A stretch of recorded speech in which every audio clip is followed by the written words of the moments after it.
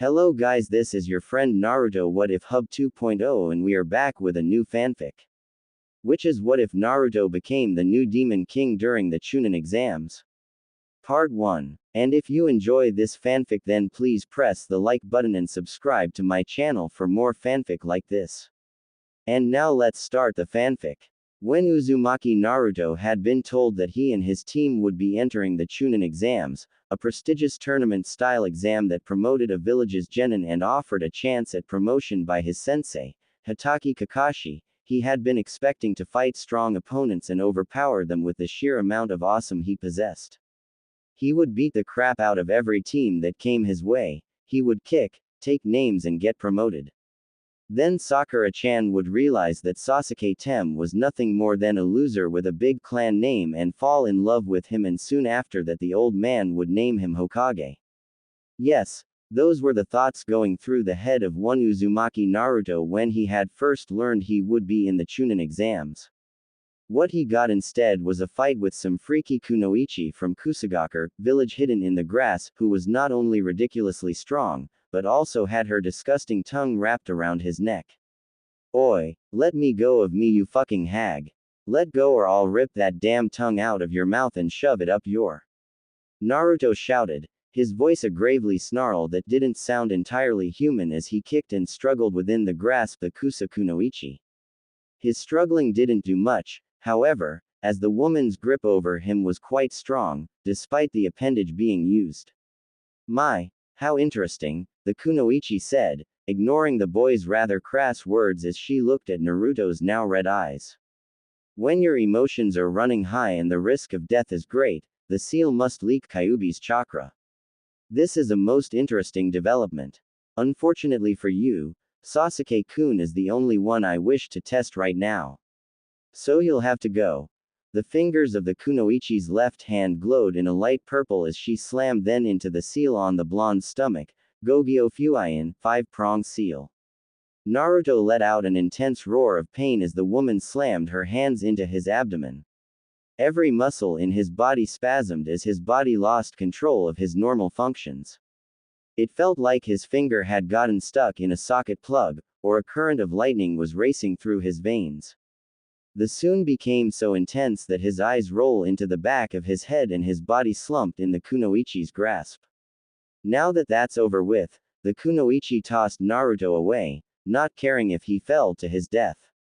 The blonde was lucky Sakura decided to do something useful for once and managed to pin him to a tree with a well-placed kunai. The Kusa kunoichi turned her attention back to Sasuke, who was still quivering in fear. Now my dear Sasuke-kun, show me how strong you are.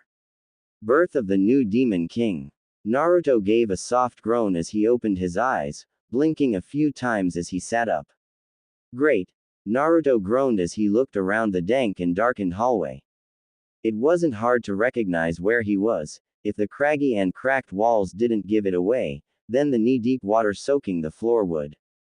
Looks like I'm in a sewer of some kind. How the hell did I get here? He frowned as he looked around. This place looked nothing like the sewers of Konoha, and he had traveled those sewers many times to escape the occasional drunk who wanted revenge against the Kyuubi brat. The main difference he noticed were the pipes that were traveling along and through the walls and ceiling, they were glowing blue. He absently wondered what the hell was in those pipes to make them glow blue. His thoughts were derailed when his eyes saw that one lone pipe was red. Standing up he began walking down the hall, following the red pipe, which was the only one that traveled down the hall. When he came out he found himself standing in front of a gate, a very large gate, nearly 20 times his size and with fairly large steel bars. In the middle was a large piece of paper with the kanji for Fuian, seal, on it. However, it was, surprisingly enough, not the gate that got his attention, but instead the two people that were standing near the gate. The first was a man with long whitish blonde hair that went down to his back in a strand of messy spikes. His clothes consisted of a yellow headband, a yellow obi sash, and white pants. He was not wearing any shirt, allowing Naruto to see that the man was fucking ripped, lean hard muscles compacted on his frame giving him a look that spoke of both immense and power and overwhelming speed. His face twisted into a smirk as he saw Naruto. The second figure was that of a young teenage girl, maybe 4 years older than Naruto, kneeling before this man in a bow of submission just behind the cage. She had long red hair with streaks of gold that were highlighted in it. Her long locks went into 9 ornate braids that reached her lower back. 2 bangs framed a face that was beyond perfect, a slight mixture between oval and heart-shaped. Her face had a regal beauty about it, with higher than average cheekbones that still managed to retain a soft look, a small button nose and cupid bow, lips which were a rich red color. Naruto felt it would be very easy to mistake her as some kind of Hime princess, or at the very least a rich noble. Her skin was a pale porcelain color, giving her a delicate and smooth as silk look. She was wearing a red kimono that went down to her feet, with 2 slits running down the sides, and a V-neck cut in front, showing a little of her generous assets. She had an hourglass figure that civilian girls could only dream of, and even the most active kunoichi would kill for. All in all, she was very beautiful. In fact, Naruto had never met anyone prettier than this girl, and considering he had met the likes of Kurenai and Anko, that was saying something. However, the most notable features on the girl were the 9 fox tails laying limply behind her. The man prodded the woman who was kneeling and turned her attention towards the blonde. Naruto saw the woman's eyes were a deep and intoxicating color of red with black slits running down the middle. He also took note of the shame that was currently written all over her face. Absently, he wondered just how he could read her face so well, but didn't dwell on the thought for long. As Naruto walked up to them, the man grinned. "I'm pleased to see you, Gaki. I had been hoping we would meet soon. But that damn seal kept getting in the way." At the word seal, Naruto stopped walking. He looked at the man for several seconds, before turning his gaze onto the woman. He looked back at the cage, specifically the seal, before things managed to click together for him. "You're the Kyuubi, aren't you?" Naruto asked, turning his eyes back towards the woman. He did not know how he knew this, well, aside from the 9 tails giving her away. However, Naruto would have normally not noticed those details right away, despite how glaringly obvious they were. Yet even as he wondered over his new sense of observation, he could feel that something inside of him was different than the few moments before he had come to wherever he was. It felt like he was undergoing some odd change that was beginning to affect him. It was as if a door had opened in his mind and allowed him to think more clearly. He didn't know what it was, or why it was happening, but he was too grateful at being able to actually think in a more logical manner to care. Hi, the woman said, her voice cracking with raw emotion. Naruto frowned at the tone of voice, even as the woman continued speaking. I am so sorry for what I have done to you, Naruto-sama." Naruto raised an eyebrow at the honorific, but did not comment on that. Instead, he chose to comment on his most recent observations of her character. "You don't seem to be some kind of demon of mass destruction like I had been told. That is because she was not quite herself when she attacked your village," Ryzen interrupted, bringing Naruto's attention from the woman to him. Seeing that he now held the boy's attention, the powerfully built man continued, "She was manipulated into attacking Konoha." Naruto frowned for a moment, not quite sure what to make of this knowledge. Contrary to popular belief, he was not as stupid as he looked. Ignorant, yes. Naive, definitely. Slow, maybe. But not stupid. If he had been, then Naruto never would have survived past his 4th birthday. His problem had always been his notoriously short attention span, which was due to the nearly unlimited amount of energy he possessed. That overabundance of energy made it hard for him to concentrate on any one thing that he found interesting for too long. However, even with his newfound ability to think, he did not know what to make of the knowledge that had just been presented to him. In the end, he decided to put what he had heard on hold for a moment so he could deal with something less troublesome than the possibility that Kyuubi may not be a raging beast of hate and destruction. With that thought in mind, Naruto turned his complete attention on the male of the duo, and in a blunt manner said, "And who the hell are you?" My name is Ryzen, the man said with a smirk. He sounded amused by the blonde's blunt words, and perhaps even a little impressed. I am one of the 3 demon kings of Makai, but more importantly, I am one of your ancestors. Naruto's eyes widened at the comment, surprise overtaking his features. My ancestor. This was definitely not something he had ever expected, though he had never expected to meet his tenant either. His mind went to thoughts on what Ryzen meant when he said Demon King. It was definitely a title of some kind, and it was obvious from the way Kyuubi was being so subversive to the man that it meant he held a higher status than Kyuubi herself. Did that mean this man was more powerful than the supposed most powerful Biju in existence? Ryzen nodded. That's right. You are a direct descendant of me, and I suppose, in a way, my successor. Successor? Naruto asked, confused. So I'm a demon. Had he heard that before coming here, wherever here was, he would have been depressed at the knowledge that he was no longer human. Or had never been human.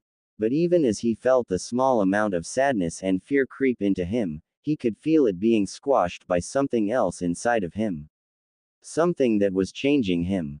Maybe it was a demon's pride, maybe it was just accepting the inevitable, or maybe his whole outlook on life was being fundamentally shifted to one where he looked on the world and everything in it with apathy.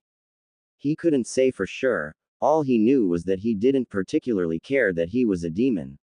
Well, part demon anyways, answered Ryzen, you are my heir. You see, I died around 600 years ago after I had fallen in love with a human. She was a doctor and had nursed me back to health after I had been injured. After that I promised never to eat another human again. Wait a minute, Naruto screamed, interrupting the man as an old part of him came to the fore. The incredibly stupid part that often put its foot in his mouth. What do you mean you ate humans? The thought of killing didn't bother him like it probably should have. Indeed, while Naruto had never thought about killing before, and it had even repulsed him when he had learned how closely entwined death was with being a shinobi during the mission to Nami no Kuni, the thought of killing humans now didn't bother him at all anymore.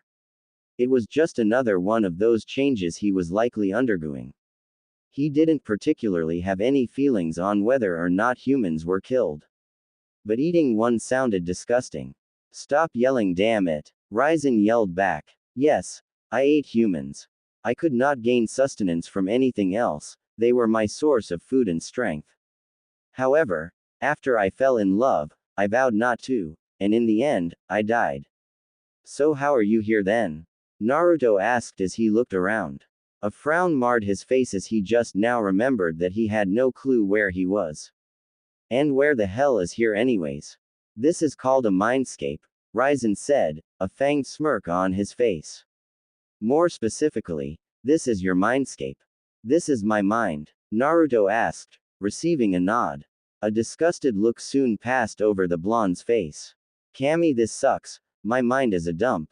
Yes it is, Ryzen said, snickering a bit. Naruto glared at him, but it did not seem to affect the man.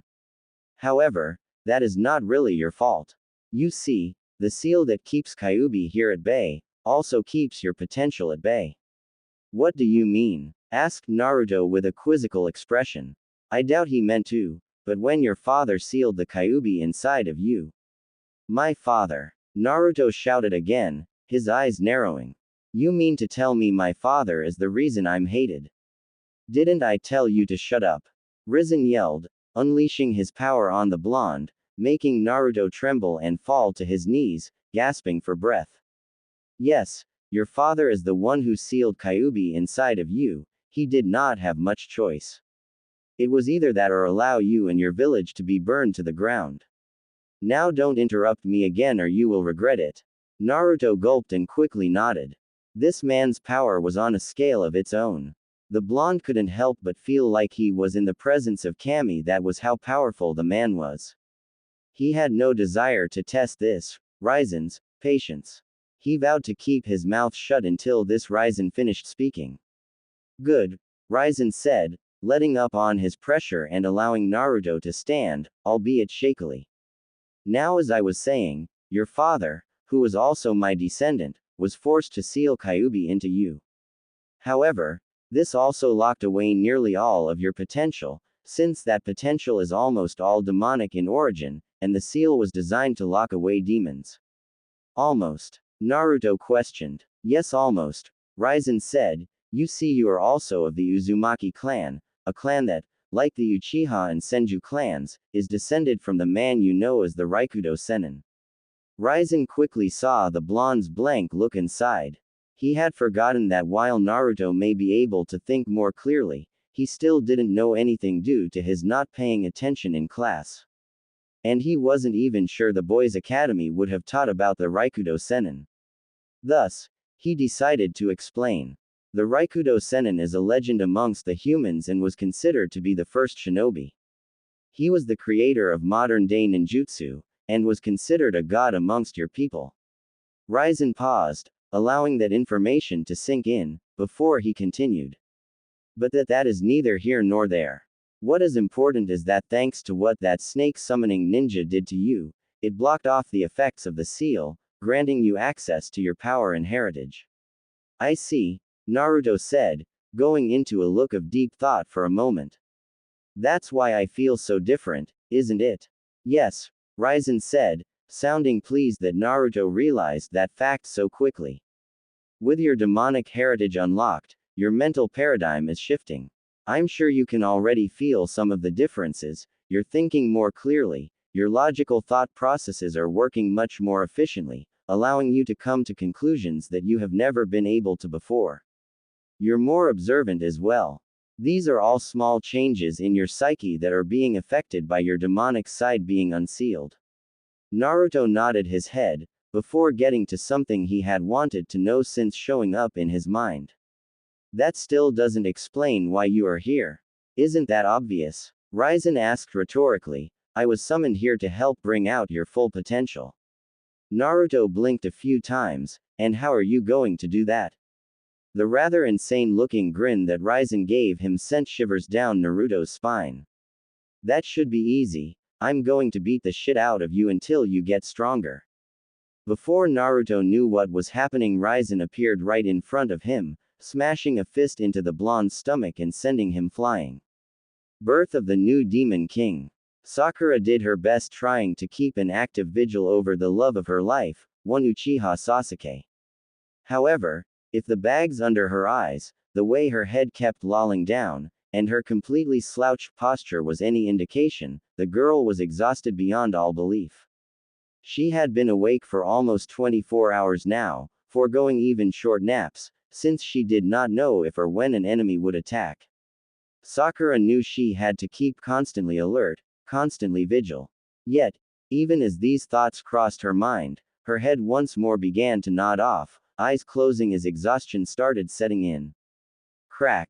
It snapped back up when she heard the sound of a twig snapping. Her eyes now wide, Sakura's head swiveled around to see a squirrel running towards her. She gave a sigh of relief when she realized it was not an enemy, however, her eyes widened again when she saw where it was running. In an act of desperation, she threw a kunai at it. Luckily for the squirrel, it hit the ground right in front of it, causing the creature to squeak and run off. She let out a relieved breath as she watched the small forest critter scurry away, then turned back to watch her teammates. Once more, Sakura attempted to keep her silent vigil. She had no clue how long she sat there, staring at her teammates and occasionally looking around at the surrounding forest, but soon enough, her head began to nod and her eyes began to close. That was when she heard a chuckle coming from in front of her. Looking up, it was to see the 3 Oto genin that had attacked Kabuto before the first exam. The boy on the far left had spiky, dark hair and dark eyes. A large beige t-shirt covered his upper body with the word, death, inscribed upon it in kanji on the front. He also had a pair of snake-patterned pants, 2 black strips fastening his shirt to him around the shoulder areas, black sandals, a snake-patterned scarf around his neck, and a headband secured tightly around his head. The guy in the middle, though he was slouched over, it was hard to tell just how tall he was due to this fact, but Sakura figured he'd at least be as tall as the other male in the group. He had bandages covering most of his face with the exception of the area around his left eye, had a large poncho with incredibly long sleeves, a snake-patterned scarf around his neck, and a straw raincoat protruding from his back where the scarf went around. The final member of their team was a girl, who had dark-colored eyes and extremely long black hair nearly reaching the ground, and was tied at the end by a violet ribbon. She was fair-looking, with a green vest similar to a flak jacket covering her upper body, a snake-patterned scarf adorned around her neck, a pair of pants of the same color, and sandals. All of them had a cocky-looking smirk on their faces, well, the two whose faces could be seen. She could not tell if the one with his head wrapped in bandages did or not, but figured it was safe to assume he did. "Looks like you've been up all night," came the smug voice from slouched man in the middle. "Now if you don't mind, why don't you wake up the Uchiha? We're here to fight him." It was clear this man was the spokesperson and leader of the group. While he was talking, the other two just leered at the Pinkett. "What do you want here? I mean, what do you really want?" asked Sakura. "I know Orochimaru is calling the shots from the shadows." Her words caused the trio to widen their eyes in recognition of the name. "You guys work for him, don't you? Tell me what that mark he put my Sasuke-kun is. I wonder what that man is up to." Dosu wondered out loud. There was something going on here that he wasn't getting. Out of the three of them, he knew what the mark the girl was talking about was, having seen it on Orochimaru's elite before. Why would their leader give the brat they were supposed to kill such a powerful mark?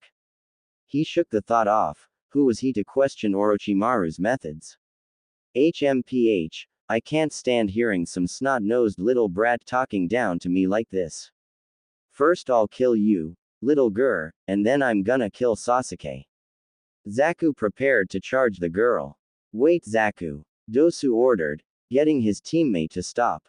The man walked forwards until he stopped at the spot where Sakura threw the kunai. Kneeling down on the grass, he ran his hand over the area. The color of this soil is the kind that shows it's recently been dug up, and this kind of grass doesn't grow in the forest of death. It looks like you tried to set a trap for us, rather poorly I might add. Sakura paled, causing the three Oto ninja to smirk before they leapt over the ground. Before they reached the apex of their jump, Sakura smirked, using the kunai in her hand to cut a strand of ninja wire attached to the kunai embedded in the ground next to her. As the second wire was cut, a large log came flying towards the three Oto genin. While the three Oto ninja were slightly surprised at the second trap, it wasn't so surprising that they couldn't do anything to defend themselves. Dosu placed the hand with the odd metal gauntlet on the log and channeled some chakra into it. The results shocked Sakura as the log was split in two, leaving the trio's progress to her unimpeded. Her eyes widened as the three descended towards them. As her mind registered that she was going to die, a loud shout of Konoha Senpu, Leaf Hurricane, distracted her from the defeatist thought, and a green blur appeared in front of the three Oto genin, knocking each of them away with a kick.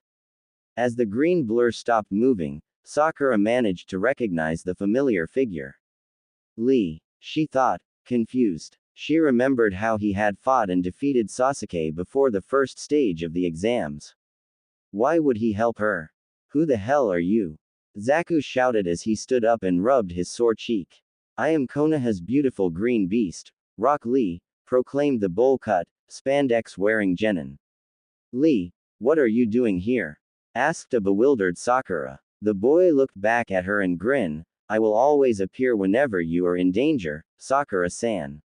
He reached over towards his shoulder and gently grabbed the squirrel sitting on it, before setting the woodland creature on the ground. It's all thanks to you, little guy. Sakura gave the boy a smile.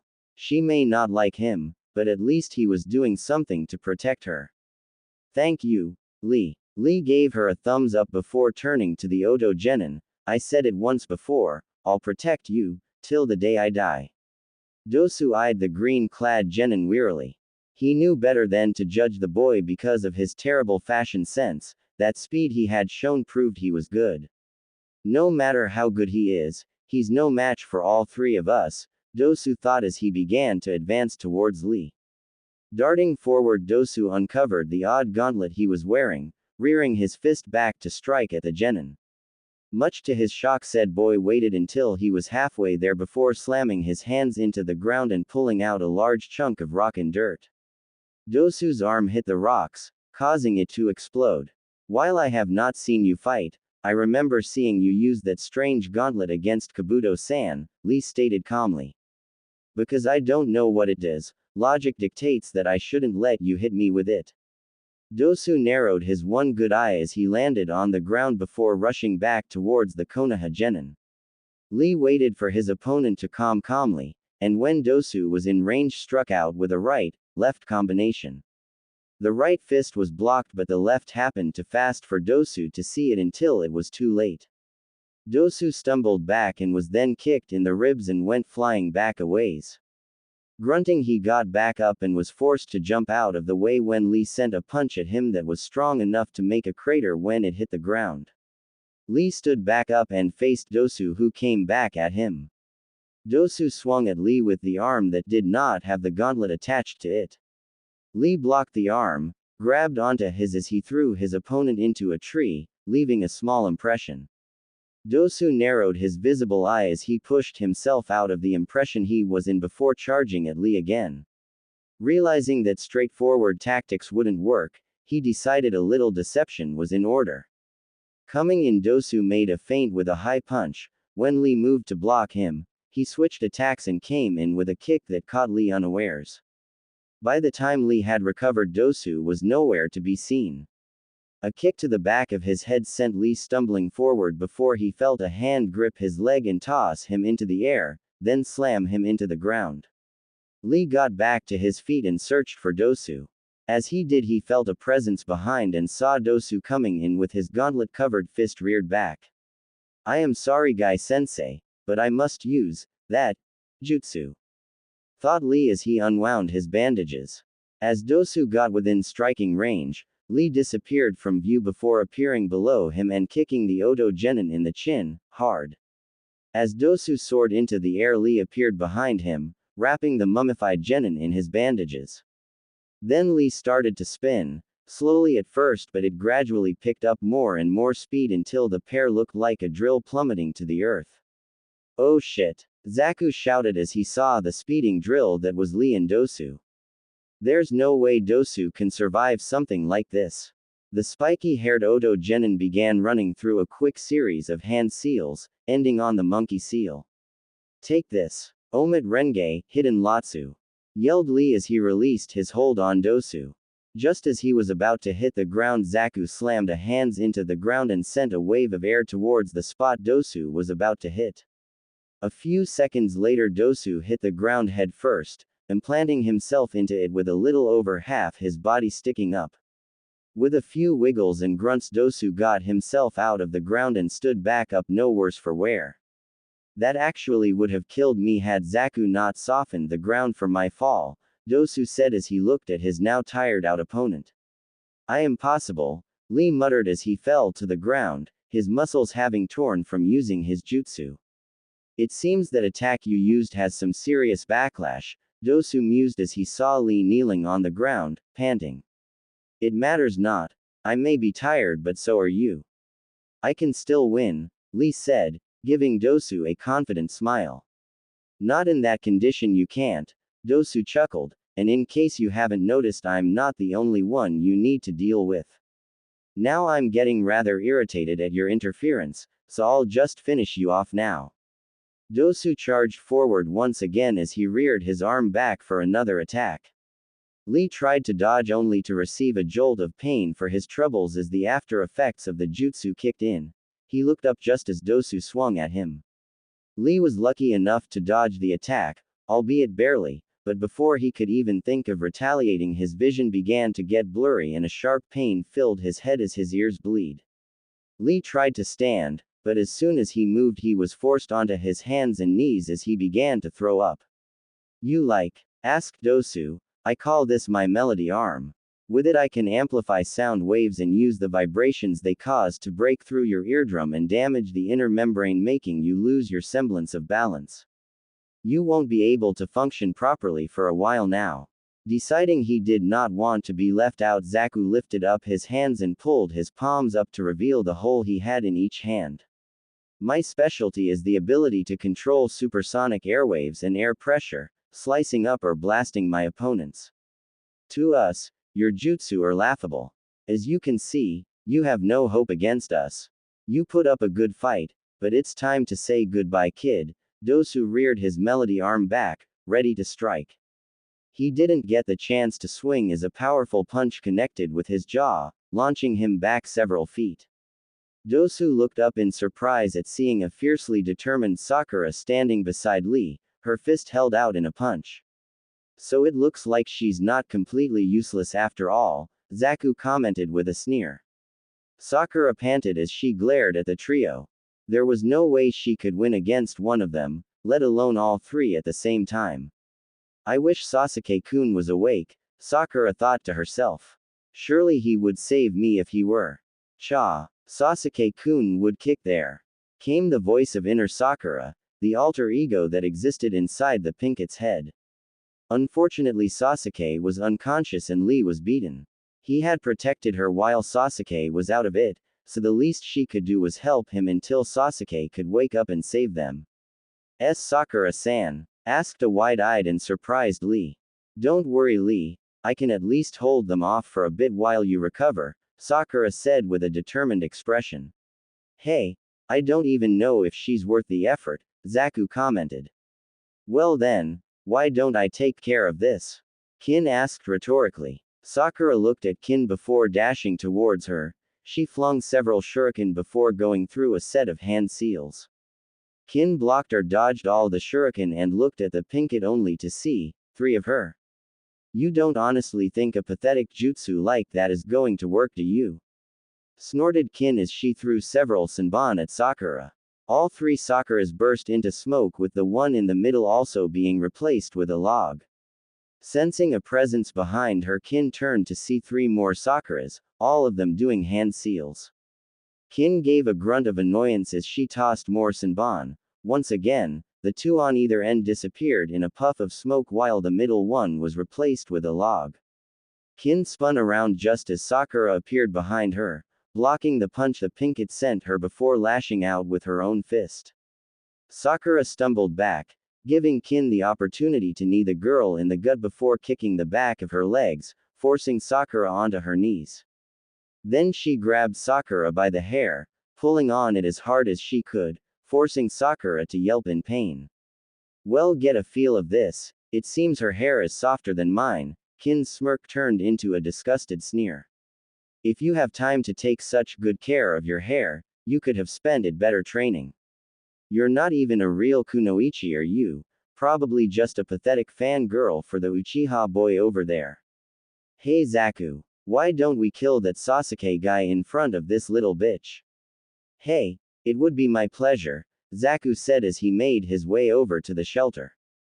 Tears began leaking out of the corner of Sakura's eyes. Everything was going wrong. Sasuke was unconscious and about to be killed, and these people were going to force her to watch. These things weren't supposed to happen. Sasuke was supposed to wake up and save her, and then they would get married and she would have his babies. And now they were both going to die. Despite having nothing to do with her current predicament, she blamed Naruto for not being awake to help her protect Sasuke. A yank on her hair brought her head back up. Come on, pay attention. My teammate is going to kill your boyfriend, I wouldn't want you to miss it. Sakura's eyes widened. I can't let them kill Sasuke-kun. Sakura brought her kunai up, causing Kin to take notice. You don't seriously think you can get me like this, do you? Kin asked with a superior smirk. Don't be stupid, you're too weak to get me. Who said this was for you? Wah. Sakura slashed the kunai up behind her, cutting off her hair and surprising Kin. Standing up, the pink-haired girl reared her head back and smashed it into Kin's face, causing the girl to stumble back. Sakura then raced towards Zaku, who had taken notice, and began several hand seals. Zaku sent a blast of airwaves at her, but Sakura replaced herself with a log, reappearing on his left doing more hand seals. Gah, you're so annoying. Zaku shouted as he released more airwaves. However, Sakura once again replaced herself with a log, this time appearing above him. That stupid technique will only work so many times. He flung a kunai at her and then began searching around for where she would appear next. After a while, when she did not reappear, he blinked, then became surprised when he felt blood splatter onto his face. He looked up to see Sakura with a kunai in her forearm still descending on him. She jabbed her own kunai in his left forearm while biting onto his right hand. The two tumbled to the ground with Sakura on top and keeping Zaku from using his airwave attack. Gah! You bitch! Get off! He began to smash a fist onto her head attempting to get her off of him. You goddamn crazy bitch! Get off! Birth of the new Demon King. Ever since the start of these exams, things have been nothing but trouble for the members of Team 10. Their first problem had come from Choji, who, after several days within the forest, had begun to complain about the lack of food. Thus, Ino had been forced to bully Shikamaru into catching some fish. The second problem had come from the task itself, namely, they hadn't been able to get the other scroll they needed. It hadn't helped that the few teams they had run into had been way too strong for them, and the only time they had run into a single ninja it just had to be last year's Rookie of the Year. And that was a guy Shikamaru wouldn't face on his best day. Needless to say, the whole thing was very troublesome. If that wasn't enough, and these exams hadn't already gone pear-shaped, the three of them had run into the most troublesome situation to date. Choji, Ino and Shikamaru had just been minding their own business, trying to find some weaklings they could get a scroll from, when they had stumbled on the scene and watched in horror as one of the people they knew from the academy was getting her face beaten in. What do you want to do, Ino? Asked Shikamaru, for once his voice not sounding lazy. It was troublesome, but much as he just wanted to watch the clouds or go to sleep, now was not the time. Ino bit her lip as she remained silent. She didn't know what to do. A part of her wanted to help her former friend. She could still remember how she first met Sakura. The pink kid had been getting picked on by Amy, a former classmate of theirs that had failed to graduate. She had helped chase them away, then discovered they had been making fun of Sakura for her large forehead. Ino could still remember the day she had given Sakura the red ribbon she had used to wear back at the academy, claiming that if she made a big deal of her forehead, then others would simply make more fun of her. They had been best friends up to that point, until Sasuke had come along. It had been 6 months into the academy when Sakura had given her back the ribbon she had given the pink kid as a sign of their friendship, claiming that they were rivals from now on for Sasuke's affection. To this day, she and Ino were still enemies. And yet at the same time, Ino, Shikamaru said, snapping the blonde from her funk. She looked over at her lazy teammate to see the serious expression on his face. She's your friend, isn't she? Didn't you two know each other really well in the academy? Ino looked at Shikamaru, before looking back at Sakura, who was still taking a beating. A determined expression came onto Ino's face as she stood up. Let's get out of here. Birth of the new Demon King. After bashing Sakura in the face several dozen more times, Zaku finally managed to pry the girl off. The girl had been pretty damn tenacious, hanging on like a pit bull once it got its hands, or teeth as they were, a bone. Zaku had lost count of the number of times he'd pounded his fist into the girl's head, but the last one finally managed to dislodge her. As Sakura was sent sprawling to the ground, he stood up, a scowl on his face as he glared down on her. Damn bitch! Zaku growled, anger and hatred permeating his voice. I'm gonna blow you away, you little cunt. The Oto Genin's hands were quick to come up, the blow holes within his appendages practically humming with chakra. He was just about to blow her to oblivion when Team 10 appeared, Shikamaru on the left, Ino in the middle, and Choji sitting on his hand on the right. It became clear that only Shikamaru and Ino had come willingly, because Shikamaru was holding onto Choji's scarf, having obviously dragged the larger boy with him. What the hell is this? The second line of defense, Zaku snorted. No matter how many of you losers turn up, the outcome is going to be the same. He was beginning to get particularly annoyed by all of the interruptions they'd been having. This mission was supposed to have been simple: find Sasuke and kill him. He was already unconscious and the girl shouldn't have taken much to put down. Minimal fuss, minimal risk. Now they not only just finished a fight with some taijutsu freak that looked like he'd glued caterpillars to his eyebrows, but the pink-haired little bitch had proven to be more trouble than she was worth. And now they had to deal with this interruption. It was fraying the end of Zaku's relatively short fuse. Ino. Sakura voiced her confusion. Why are you here? TCH. Ino huffed, not bothering to look at the girl as a small smirk formed on her face.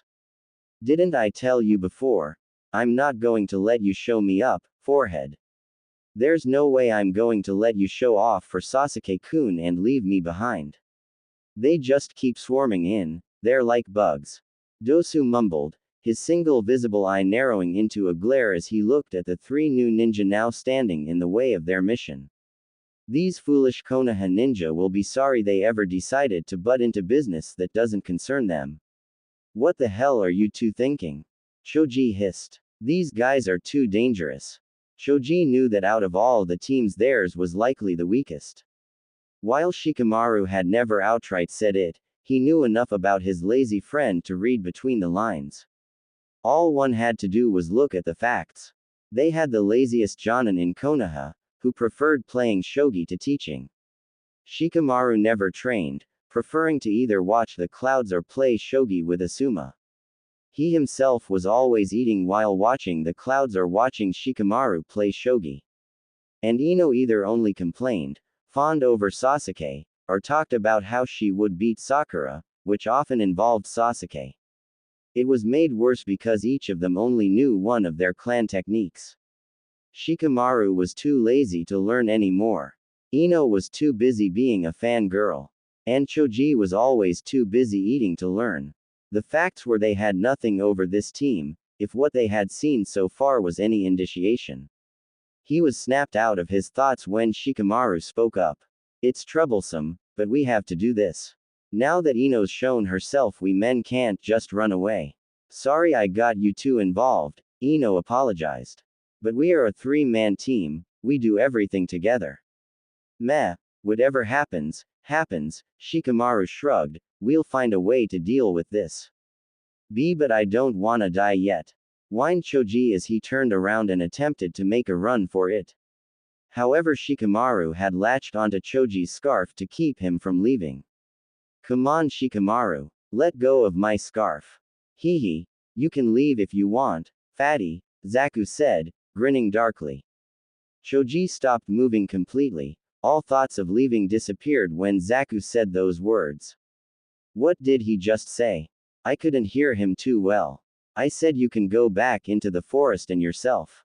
Fat, Zaku exclaimed. Oh no, now he's done it, Shikamaru muttered a quick curse of troublesome under his breath. That word is taboo for Choji. Choji did complete 180 turn around as steam began to pour out of his ears. I'm not fat, you stupid piece of shit. I'm big boned. And now I'm gonna squash you. Alright, now we're talking. Ino cheered, while Shikamaru muttered a quick, troublesome. Take it away Choji. With pleasure. Choji put his hand into a ram seal. Baika number jutsu, double weight jutsu. Right before the eyes of everyone present, Choji's body quickly expanded to nearly 3 times his size. Too many. He looked like a giant balloon. His limbs and head were pulled into his clothing, with chakra coming out of the holes, turning him into a giant ball.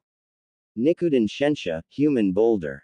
Pudgy's rule. He cried out, somehow still perfectly clear despite being inside his close, before he began rolling towards Zaku faster than the Oto Genin expected. What the hell is this? Zaku held out his hands and sneered. It's just a rolling ball of fat. Zenkuaha, slicing airwaves. A blast of powerful airwaves was sent towards the rolling ball that was Choji. As the attack hit, the airwaves proceeded to slow the large ball down, but did not stop the technique in its entirety. Instead, the two attacks seemed to be in a stalemate, with the airwaves trying to stop the green ball from running Zaku over, and Choji continuing to try and press onwards, unaffected by the airwaves. Neither force seemed willing to back down, and it looked like the fight would become a battle of attrition. That all changed when Choji ascended into the air, moving out of the slipstream the airwaves created. What the? My airwaves were useless. Zaku shouted, his voice surprised and his eyes widening. It wasn't every day someone saw a ball of fat move like that. And I can't touch that thing or it will rip my arms off, then I'll be crushed. Seeing the predicament his teammate was in, Dosu began to run towards Zaku. Before he could get even 5 feet he found himself frozen. Out of the corner of his eyes he noticed his shadow was attached to Shikamaru who was holding up a hand seal. Kage main no jutsu, shadow possession jutsu, success. The shadow using Genin muttered, a bored yet victorious look on his face. My body, I can't move. Dosu found that even talking was requiring some effort. This must be some kind of paralysis jutsu. Choji slammed into the ground, forcing Zaku to jump away lest he be crushed. While the Oto ninja may have gotten away clean, the landscape around where Choji slammed into the earth formed into a large crater that was several inches larger than the Akamaki himself. Shikamaru put his hands on his head with the fingertips touching his head, forming an M and forcing Dosu to do the same. Dosu, what are you doing? Kin shouted as she saw Dosu moving into weird poses. Ino, now it's just the girl we need to take care of. Shikamaru shouted as he used his hands to make a pair of ears on his head, forcing Dosu to do the same. Got it, Shikamaru. Ino made a triangle hand seal, aiming it at the only female Oto ninja. Take care of my body. Ninpu. Shintenshin no Jutsu, ninja art. Body possession jutsu. Before Kin could do anything, the jutsu hit and the dark-haired girl's eyes seemed to glaze over. Ino's body swayed a bit before Shikamaru caught her, while Dosu made the same pose but caught no one. It's over now. The now-possessed Kin shouted as she pulled out a kunai. If you guys move an inch I'll slit this girl's throat. When I can't sense your chakra anymore I'll let her go. If you don't want it to end here I suggest you leave your scroll and get out of here. Both Dosu and Zaku just looked at her, confusing the Konoha ninja. However, when a smirk formed on Zaku's face, Ino began to get a terrible feeling in the pit of her stomach. Choji, she shouted, just as Zaku held up a hand towards her and sent a powerful airwave at the girl. Choji managed to get there in time, but due to the position of his body and the fact that he was spinning perpendicular to the attack, he was unable to fully block off the effects of the jutsu. In the end, while the attack may not have hit his teammate, Choji ended up smacking into Ino, sending her flying while he smashed against the ground several feet away, too dizzy to be of much use. The possessed girl hit the tree behind her, making her yelp in pain and cough up blood. Because of the effects of the jutsu, blood also started coming out of Ino's mouth. Ino, Shikamaru yelled in worry. These guys, they don't even care if they hurt their comrade, Ino said from Kin's body as she lay on the ground. Hey, I think you guys are confused about us, Zaku said darkly. Our goals are not the stupid scrolls nor to safely complete this exam, Dosu said, his eyes holding a dark quality that made him look slightly insane. We're simply here to kill Sasuke. The genin who had not known that felt their eyes widen in surprise. None of them could understand what was going on. Why were these people after Sasuke? As far as they knew, Sasuke had never done anything to warrant assassins coming after him. So why were these people so adamant on killing him? Damn it. This jutsu's gonna end soon. Shikamaru grit his teeth in frustration at the troublesome situation he found himself in. It looks like that girl's jutsu allows her spirit to enter the body of another. Dosu smirked under his bandages, however if her bleeding is any indication she receives any damage done to the body she enters. That means that killing Kin will also kill that girl. Oh man, this is bad. Shikamaru was sweating up a storm as he realized how terrible of a position they were in. Not only were these Oto ninjas stronger than they were, but they had now lost the element of surprise. The mummy-looking genin had already figured out his and Ino's jutsu, and Choji's jutsu were straightforward taijutsu attacks. No need for analysis there. And now they were in a bind. His jutsu had worn off, Choji was down and too dizzy to actually do anything, and Ino had already used her only jutsu and it hadn't worked out as planned. Shikamaru knew he would need to come up with something to get them out of this, and fast. Would you really kill your teammate? He asked, trying to stall for time. Anything, even a second or two would be good. The longer they lived, the better their chances of survival were. PSH, you seem to think we actually care about the girl, Zaku said, looking at the Konoha genin with a grin. The only reason she's even on the team is because her skills complement ours. But if she can't even keep from getting caught in a worthless jutsu like that, then she's just useless baggage. Bah, I can't take this anymore. Everyone looked up to see Neji and Tenten on a branch several meters above them. Neji scowled as he crossed his arms, some small-time ninja from a second-rate village like Odo fighting a bunch of kids. You called it a victory? He scoffed. How pathetic. They keep coming out like cockroaches, Dosu mumbled. Lee, Tenten muttered as she saw her teammate. Neji looked at her before looked back at the battle, more specifically 3 Odo genin. He channeled some chakra into his eyes, causing veins to bulge around the sides of his head, and if one looked closely enough, inside of his eyes as well. The glare he sent the Odo ninja, enhanced by the bulging veins of his Byakugan, caused Dosu and Zaku to freeze in their tracks. The kid with the bowl cut is our teammate, it looks like you went a little overboard with him. So what if we did? What are you going to do about it? Zaku gave the Hyuga a defiant glare. Neji opened his mouth for a moment before he smirked and deactivated his Byakugan. I don't have to do anything. Everyone wondered what he meant with that statement, but it soon became clear when a vile and evil chakra descended onto the clearing.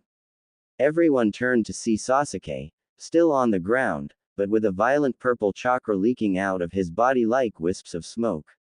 It wasn't long before the chakra covered his entire body, encasing him in an ugly purple barrier. Said barrier soon exploded, purple chakra lashing out in all directions. Sasuke was standing, his legs spread out, the upper half of his body slouched down in a slightly feral position. The right side of his body began to glow with odd orange markings that spread across his face, arms and legs like a parasite, strange symbols that looked every bit as evil as the chakra he was unleashing felt. Sasuke-kun, Sakura mumbled in shock, awe and more than a little lust as she saw all of the power he was emitting. This, Sasuke Uchiha said in awe, his eyes looking at the arm that was covered in all of the Fuinjutsu markings. This power, this is just what I need to kill Itachi. As if just noticing for the first time that he was not alone, Sasuke's head raised and his eyes sought out all of the people around him. Everyone his gaze landed on tensed, minus Zaku, who either didn't feel the power he was emitting, or simply didn't care. A sick grin spread across Sasuke's face. How come I wasn't invited to this little party? Birth of the new Demon King. Naruto was breathing heavily as he continued defending himself from Raizen's ruthless attacks. The man was absolutely insane. It was taking all he had not to get himself killed, relying more on dodging than blocking as the Mon's hits hurt like hell. He had no clue how long this battle had been going on for, but he was beginning to tire. Come on. Raizen's yell resounded through the sewer as the Demon King continued kicking his blonde descendants. He sent several quick, straight jabs right to Naruto's face, who managed to dodge one by tilting his head as he backpedaled, and blocked the other with his left forearm. The wince Naruto made when he blocked the attack, however, let everyone know that it still did damage, even if it didn't hit its intended destination. Don't just dodge me. Attack. Stop being so goddamn pathetic. Naruto grit his teeth as he tried to attack, moving forward, fist cocked back for a corkscrewing punch. Only to get a fist smashed into his face. Naruto staggered back, and was not even given the chance to clear his head as Raizen kicked him in the gut. Naruto bent over Raizen's foot as he coughed up blood, folding like a chair when the mon's foot left his stomach. This is pathetic, Raizen sneered at the blonde. To think I have such a weak air. Naruto snarled as he leapt up. No one called him weak. He would show this man not to mess with him.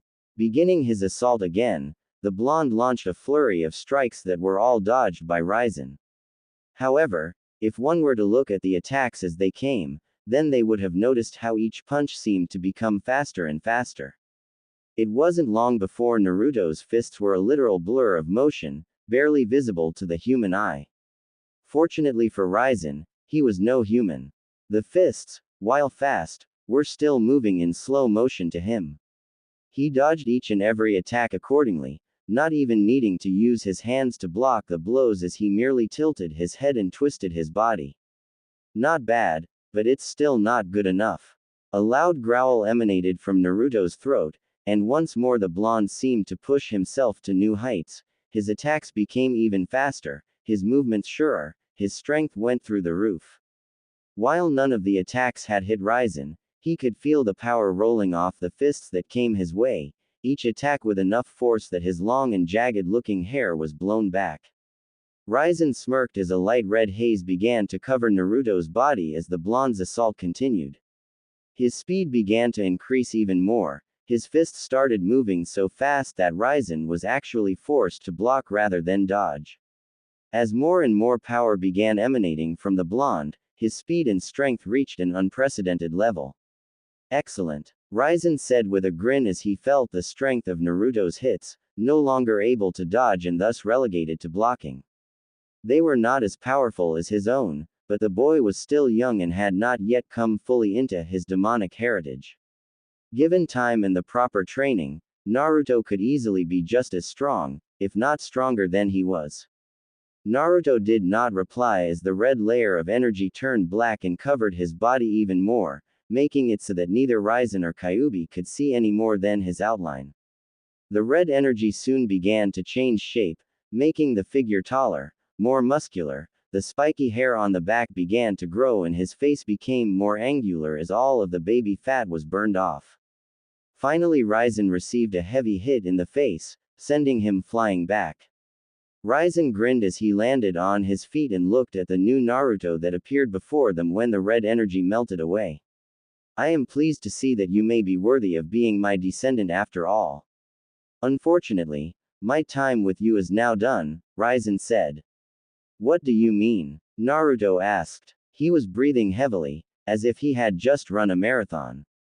Or had a fight with a demon king. However, he was still ready for more. I hardly know anything about these powers, and you expect me to master them on my own. Not on your own, Raizen shook his head. Kyuubi will be here to help you, just bind her to you, it should not be too difficult. Naruto felt an odd shiver at the man's grin, he never noticed Kyuubi blush at the words. I have left her with instructions on how to help your powers grow. So farewell for now young Naruto. Raizen began to fade out of existence, but had one more parting comment for the blonde before disappearing entirely. Oh, and be sure to hide those eyes of yours. After all, you would not want an enemy to find out about them until you know what they can do. Naruto watched as Raizen faded away before he looked over at the girl, who had not moved from her position since his and Raizen's battle started. Naruto walked over to the young woman who stiffened upon his approach. Come here, Naruto said, his newly awakened demonic blood making his tone more commanding. Kyuubi did as told, moving until she was in front of the cage, though her eyes were still on the ground.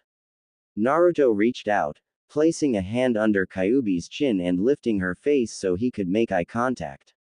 After several minutes of watching Kyuubi fidget under his gaze, Naruto asked the question he had been wanting to know since he had spoken with Raizen. Raizen Ojisan said that you were not yourself when you attacked the village, what did he mean? I was manipulated by a man who had placed me in a genjutsu, Kyuubi started hesitantly. She clearly didn't want to talk about it, but this was her new lord and thus, she couldn't ignore such a clear-cut order. It was designed to torture me over and over again until I had become nothing more than a raging beast that he could bind to his will. You don't seem like the type to fall for a simple illusion, Naruto commented with a frown. I had been told Kitsune were masters of illusions. We are. The reason I fell to this mon's abilities was because Yes. Naruto asked when Kyuubi stopped talking. Kyuubi sighed as she realized it would be best to get this out of the way with. The reason I was susceptible to that man's illusions was because of how I was attacked. The first time he brought me under his control, he had summoned me to this plane by surprise and I had no time to actually resist him. The second time he managed to control me was because at the time I had been trying to escape from your mother. My what? Asked Naruto in a whisper, as if he had not been sure he heard the fox woman correctly. Your mother, Naruto-sama, Kyuubi said, looking away, clearly uncomfortable. It's obvious you don't know, but you are not my first Jinchuriki. I have had two before you. The first was Uzumaki Mito, the wife of the Shadaime Hokage who sealed me within herself during the first time I had been controlled. My second host was Uzumaki Kushina, your mother. I see. Naruto closed his eyes as he processed that information. It was hard to believe, but her words made sense. From what he had heard, the Kyuubi appeared out of nowhere, and without warning as it began attacking the unprepared village of Konoha. Most of the academy students had just accepted the knowledge without question, but Naruto had always questioned how the Kyuubi had managed to kill so many of the village's civilians. One would have thought that if the Kyuubi had been coming to Konoha, the village would have prepared, or even abandoned the village to rebuild at a later time. Which meant Kyuubi had appeared without warning, and done so close enough to Konoha that she was able to attack immediately after appearing. He wasn't quite sure what to think about this new information, he wasn't even sure he wanted to think about it. Deciding it would be better to know more, he asked, so what happened? Because of the rarity of Jinchuriki, this isn't common knowledge, Kyuubi began. But there is a point when a female Jinchuriki's seal weakens to the point where a Biju can escape, when she is in childbirth. Naruto's eyes snapped open at those words and Kyuubi flinched under his cold gaze. Despite the slight fear she gained from his new power that was far beyond her, she continued. I hadn't realized that at the time. All I knew was that the seal was weakening and I wanted out. I tried to break out of the seal, but someone, your father I think, was keeping the seal from breaking. However, sometime during my struggle, the resistance on the seal stopped. The next thing I knew was coming out of the seal. I had thought I was free, but then I ran into that man. The man who used me, manipulated me and turned me into his plaything. Who was this man? Asked Naruto. His name is Uchiha Madara. The blonde's eyes widened and Kyuubi continued. He is the founder of the Uchiha clan. Naruto frowned. With his new senses he could tell she wasn't lying. But, wouldn't Madara be like 100-something years old? How could he possibly be alive? Even he had known of the man who helped found Konoha. He had been the second choice for Hokage when the village was founded. When he betrayed the village Hashirama, the Shadaime Hokage had fought and killed him. Or so the story went. I don't know, Kyuubi shrugged. I don't know much about him, only that he used me twice. With everything he had learned, Naruto decided to withhold his judgment over Kyuubi until he could process it all. I'll be leaving for now, he said at last. Looking at Kyuubi, his eyes narrowed slightly. We will be having words when I get back. And you will explain everything you know to me. Hi, Naruto-sama, Kyuubi stuttered when Naruto released some of his power of back up his words. Naruto nodded before disappearing from the seal. This changes everything. Dosu's mind was in shambles as he stared at the raven-haired boy with the markings of Orochimaru's cursed seal spreading across his body. His chakra is incredible. There's no way we can compete with this kind of power. Ha, you're finally awake, Zaku said as he stepped towards Sasuke, a smirk on his features. Now I can finally kill you. Dosu was the only one who knew what that seal was, having seen it on 4 others who were Orochimaru's elite guards. He knew that his teammate didn't stand a chance against Sasuke as he was now, and tried to stop his fellow Oto ninja from attacking the Uchiha. Zaku don't. However, it was too late as Zaku held out his palms and shouted, Zenkaheokua, extreme decapitating air waves. The blast of slicing airwaves that emitted from Zaku's hands were incredible. Everyone was forced to crouch down and cover their eyes as the immense pressure displaced the air around them, causing many of those in attendance to be nearly blown off their feet. When the jutsu finally ended, the many groups that had converged saw that the land in front of Zaku had been turned into a large trench several feet wide and nearly a foot deep. It stretched out for all the way to the tree that Sasuke and Naruto had been lying under, which looked like a giant had taken a bite out of it. Naruto had been buried under the rubble, thus, no one saw his body as it was encased in a red haze. Ha! Ha! Zaku was breathing heavily as he stood there, his feet spread shoulder-width apart, slightly crouched, with his hands held out in front of him. However, despite his obvious state of exhaustion, he had a proud smirk on his face. Hey, look at that, he said with a huff, his tone somehow managing to retain its arrogance despite his exhausted state. Blew that little shit to pieces. Not quite. Zaku's eyes widened as he heard the voice behind him. He tried to turn around, but wasn't given the chance to do much of anything as he was pounded in the back of the head by a fist. Hard. With a shout of pain and surprise, Zaku was sent flying. He soared through the air, right until his body hit the ground with a loud smack that rang across the clearing.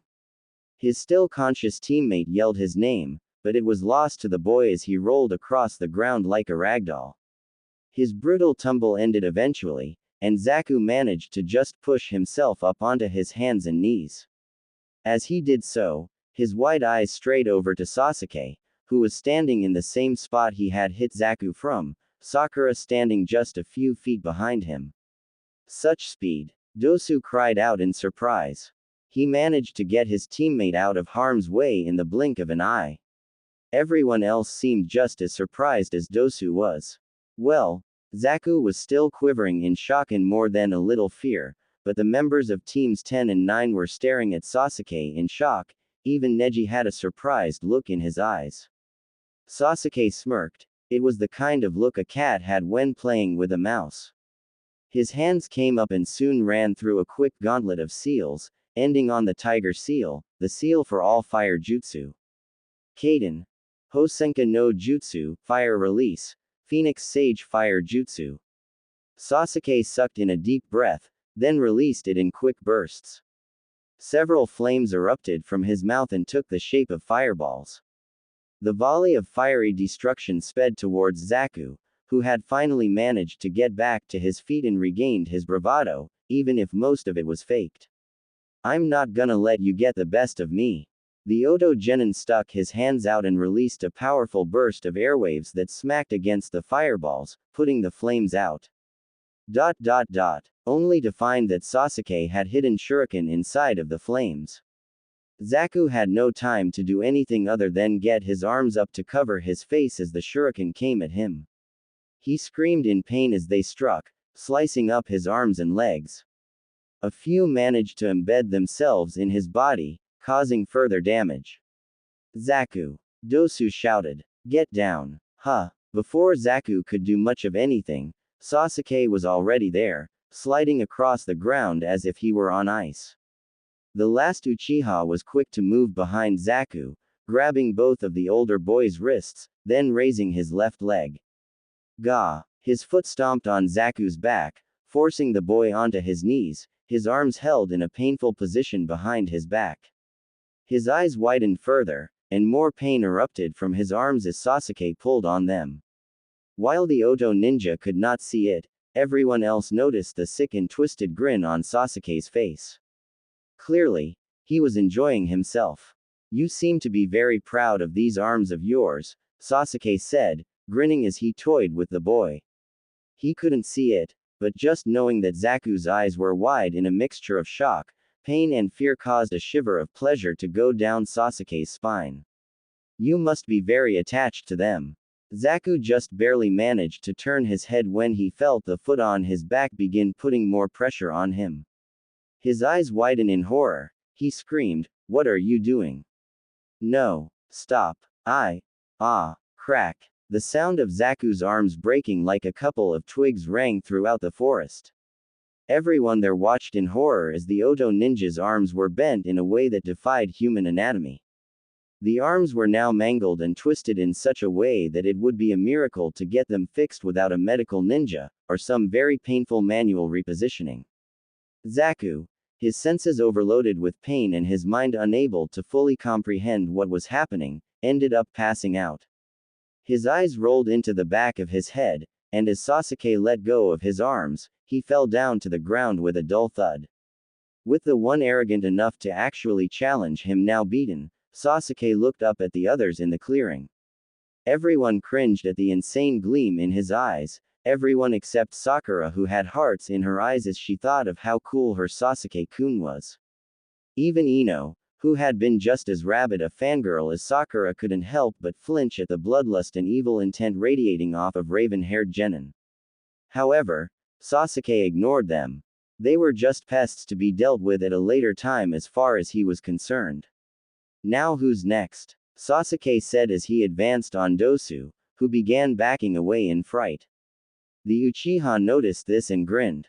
Scared? That's too bad. I was hoping you would provide more entertainment than that other one, but it looks like I'm not going to get even that. However, before Sasuke could get to Dosu, another powerful chakra came crashing down on the clearing, this one so potent that everyone, even Sasuke, was forced to their knees as they struggled to breathe. No one could pinpoint the source of this power, mainly because no one could actually lift their heads to look. Only Negi would have been capable of seeing where the source was coming from due to his Byakugan, and he had been forced to turn it off, lest the chakra saturating the area blind him. Underneath the rubble from the tree where Naruto had lain, the red cocoon that had surrounded him exploded. The debris from the tree flew everywhere as a bright red light flashed across the clearing. Everyone was forced to close their eyes as a red light came over them. When it was over, they turned their attention to the tree where the light had come from, and were shocked to see a person standing there. He stood at about a height of about 167 centimeters, making him a little over a head taller than Sasuke.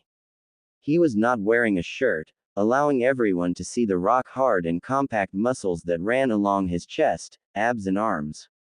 Streamlined, that was the closest word any of the people there could think of for his body type. He wasn't big, nor did his muscles bulge like what people would see from a bodybuilder or a pro wrestler.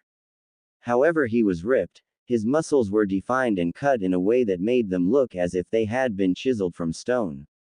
Even the most minuscule of movements caused them to twitch and flex. His pants, which were straining against the man's muscles, were a bright and obnoxious orange that very few people would be caught dead wearing.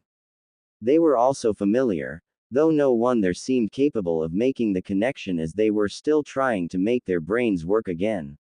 He had on blue shinobi sandals and a Konoha headband wrapped around his head, keeping his waist-long mane of spiky golden blonde hair out of his face, allowing them to see a pair of deep blue eyes. His face was lean, masculine, with a well-defined jawline. The only oddity to his features, which really did nothing to detract from his image, were the small pair of fang-like canines jutting from his upper lip. Had the situation not been so serious, both Ino, and quite possibly even Tenten, would have likely creamed themselves from just looking at the man's face and body. He had the kind of looks that seemed almost divine, like someone had seen God and decided to chisel out his features in stone. Any woman that saw him would claim the man embodied perfection. The blonde man walked out of the large hole he had made in the tree and looked around, eyeing each of the people there. I wonder what the hell is going on here? The man questioned in a deep voice, though it was clear the man was talking to himself. He did not seem particularly concerned about the situation he was in. If anything, he seemed amused. Sasuke looked at the man who was radiating power like beacon with jealousy. This man's power was even stronger than the one he was using. That power should be his. Who the hell are you? Sasuke demanded to know, his Sharingan eyes glaring at the man.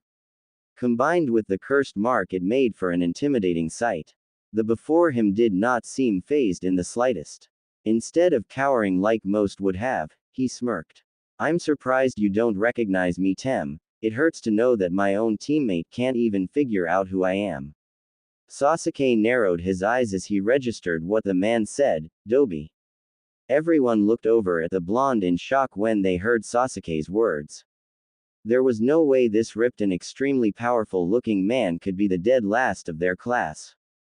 Could there? Naruto laughed and gave Sasuke a mocking clap. So I see you really do have a brain in that head of yours. Sasuke growled, I'm gonna have to show you why you shouldn't insult your betters, loser. My betters, huh? Naruto said with a grin as he watched Sasuke get closer. To him, the boy was moving in slow motion. The blonde watched and waited, not even bothering to react until Sasuke was right next to him and preparing to send a punch his way. The young Uchiha didn't even know what hit him as Naruto's fist collided with his chest, the power behind the punch making it feel like his entire ribcage had caved in before he was sent flying. Everyone watched in absolute shock as Sasuke was sent sailing right into a tree, hitting the trunk hard enough to cause it to crack. Sasuke slid down the tree as his cursed seal receded. He was unconscious before he even hit the ground. Naruto ignored the shocked looks on everyone's face as he walked over to Dosu. Hand over the scroll now, or I'll finish what that little bitch of an Uchiha started, Naruto commanded. Dosu gulped as he grabbed his scroll. He knew better than to mess with someone who could defeat Sasuke with his cursed seal so easily. Here, will you let us go? Dosu asked as he tossed Naruto his scroll. Naruto caught the scroll and looked at it. Nodding with a satisfied look, he pocketed the scroll and gave Dosu a dismissive wave. Yeah, you can leave. Dosu held in a sigh of relief as he picked up Zaku and Kin, throwing one over his shoulder and the other in an underarm carry. Naruto waited until Dosu was out of sight, before turning around to face the Konoha genin. Yo, he said with a wave. Everyone looked at him, still stunned. Naruto? Shikamaru asked, his tone unsure. While he felt this was the best guess he had, mainly because of the kill me orange pants the man was wearing, it was still hard to believe that this man was the obnoxious loudmouth they had known at the academy. Shikamaru couldn't help but wonder what happened to the blonde. They had all seen him lying under the tree with Sasuke, and he had most definitely not looked like he did now. Which meant that something must have happened between those few seconds during the recent battle between Sasuke and the Oto ninja. But what? Shikamaru wondered. Unfortunately, even he couldn't come up with any explanation as to Naruto's extraordinary transformation. Naruto rolled his eyes. Who else would I be? The fucking Tooth Fairy. Those words seemed to snap everyone out of their stupor, though many were still left wondering how this person, who was radiating power like a furnace, could possibly be Naruto. Sakura, however, did not care as she remembered what Naruto did to her Sasuke-kun. Her eyes quickly became enraged as she stood up. She began to march over to Naruto, her march quickly turning into a run as she shouted, Naruto no Baka, look what you did to Sasuke-kun. With her fist cocked back and ready to let loose all of her righteous anger on the blonde like she usually did. Naruto grit his teeth at the loud and ear-piercing screech the pink-haired banshee unleashed. Looking over at the girl, the blonde frowned as he saw her rush him with a fist cocked back to deliver her righteous fury. Not that he had any intention of letting her hit him anymore. He sidestepped her rather clumsy attack, chopping the back of her neck as she passed him to knock her out. As she fell face first to the ground, Naruto sighed and created two clones, one to carry Sakura and one to carry Sasuke. He looked over at teams 9 and 10, I suggest you guys get moving to the tower. With nothing left to say, the blonde leapt into the trees and disappeared. Was that really Naruto? Asked Ino. Now that the danger had passed, she felt herself shiver and slump to the ground. Her face became flushed as her mind remembered just how attractive the blonde had become. That is, if that was really Naruto. When did he get so hot? It looks like it, Shikamaru muttered, a disgruntled look on his face. It was clear he was not pleased with this new development. He also had no trouble expressing this through more complaining. This is just great, now that blonde is going to be even more troublesome. Come on, we'd better head to the tower so we can get out of this troublesome forest. Birth of the new Demon King. Naruto grinned as he and his clones hopped through the trees at a speed that would put most ninja to shame. He felt great. Ever since he had woken up, Naruto felt like his body had been hooked up to a power coupling. His chakra, which had already been quite large, was now through the roof. The second chakra system, which he recognized as his Yukai, was a barely contained maelstrom of power, giving his namesake justice. He could feel it coursing through his body, rolling off him and giving him more energy than 1,000 ninja. He felt powerful, invincible. Absently, he twirled the new heaven scroll he had gotten from a group of unsuspecting AIM ninja that he had jumped around his fingers. It was amusing to see how pathetic some of the people entering this exam were. The 3 AIM ninja had been so busy trying to lay a trap for the clones he had sent after sensing them, that they had not even realized the real danger until he appeared within their midst. Now they were dead and he had their scroll. The blonde Uzumaki wasn't sure how long he had been in this forest, having been unconscious for some time during what he had decided to call his rebirth, since he felt it fit the description of his new changes.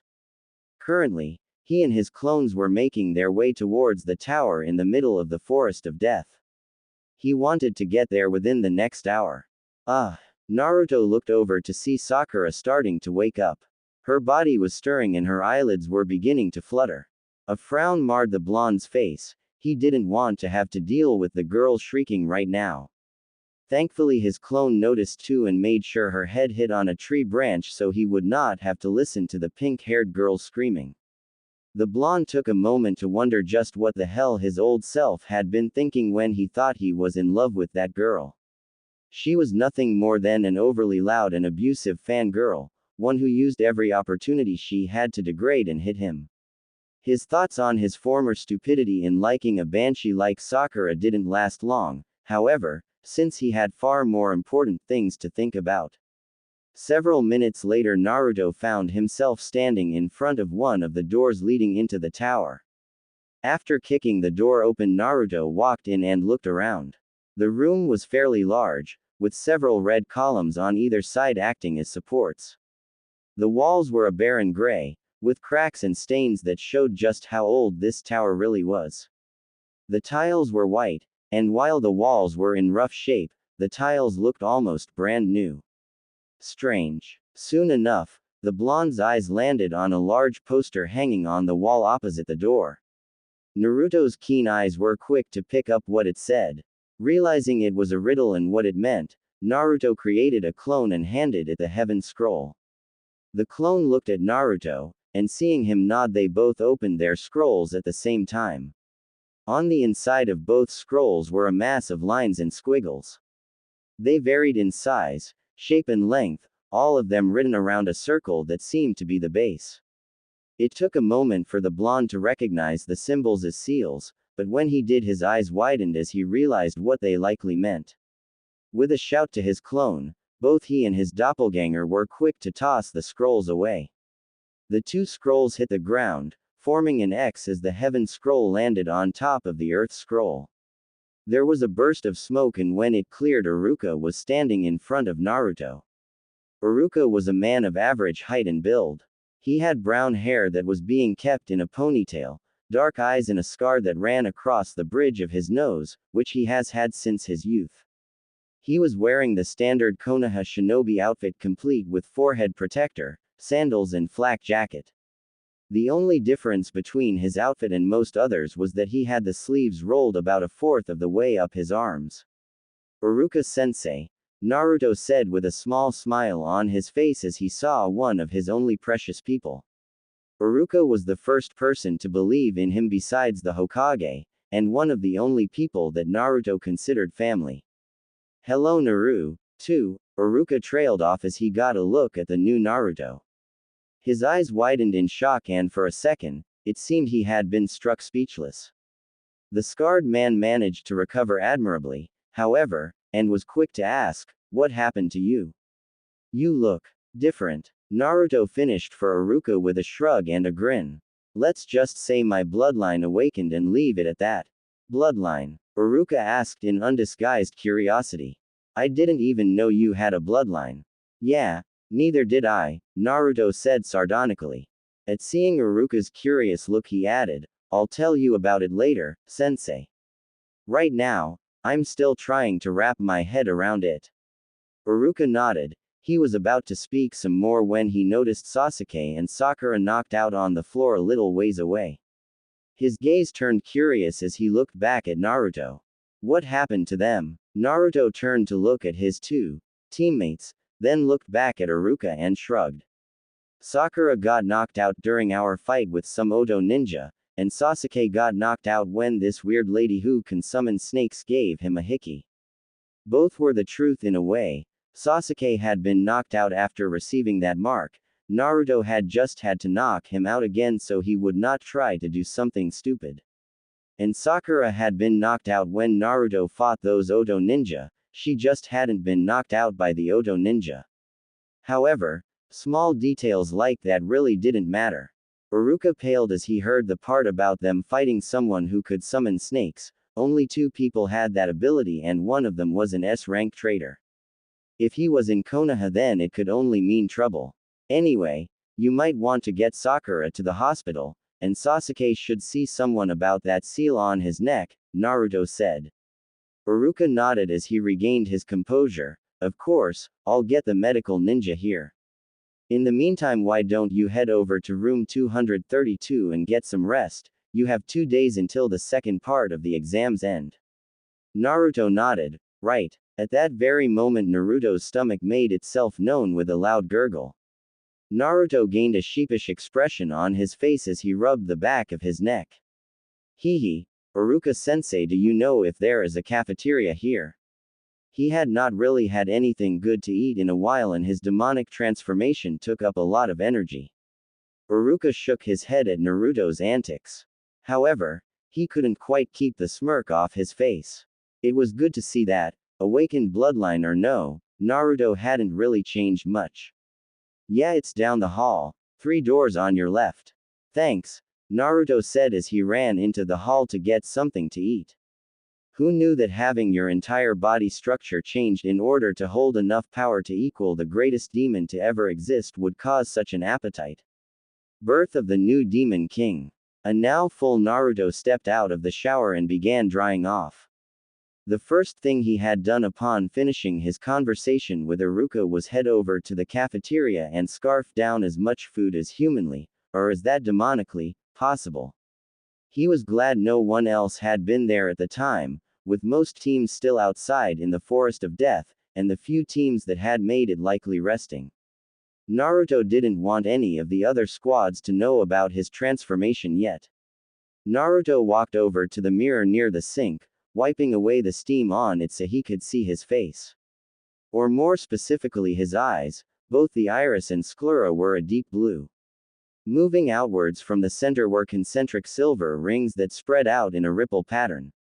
Kyuubi had told him this was the Rinnegan, the most legendary of the 3 great Dujutsu and was rumored to be the progenitor for all Dujutsu.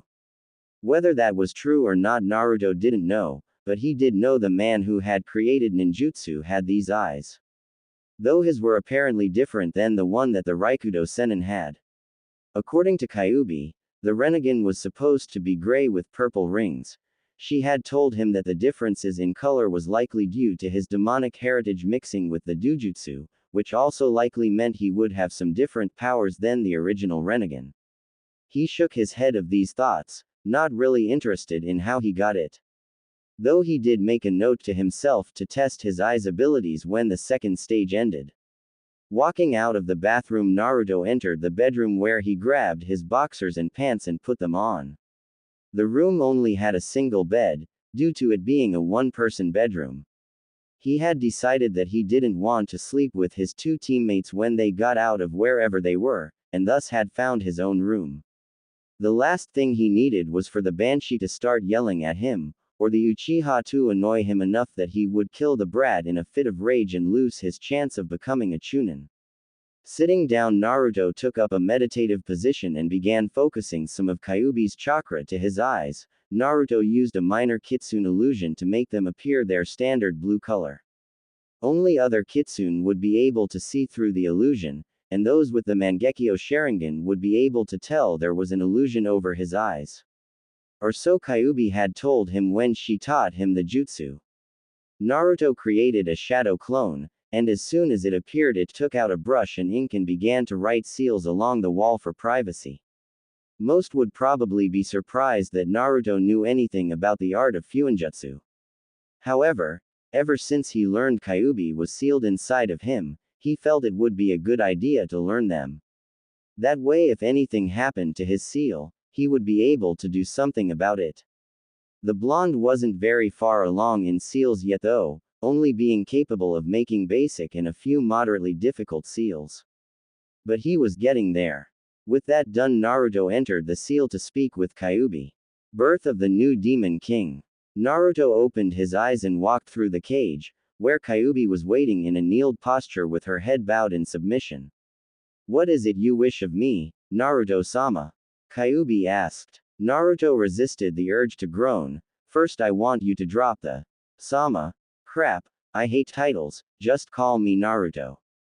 Kyuubi looked up at him with something akin to shock, but before she could speak Naruto started talking again.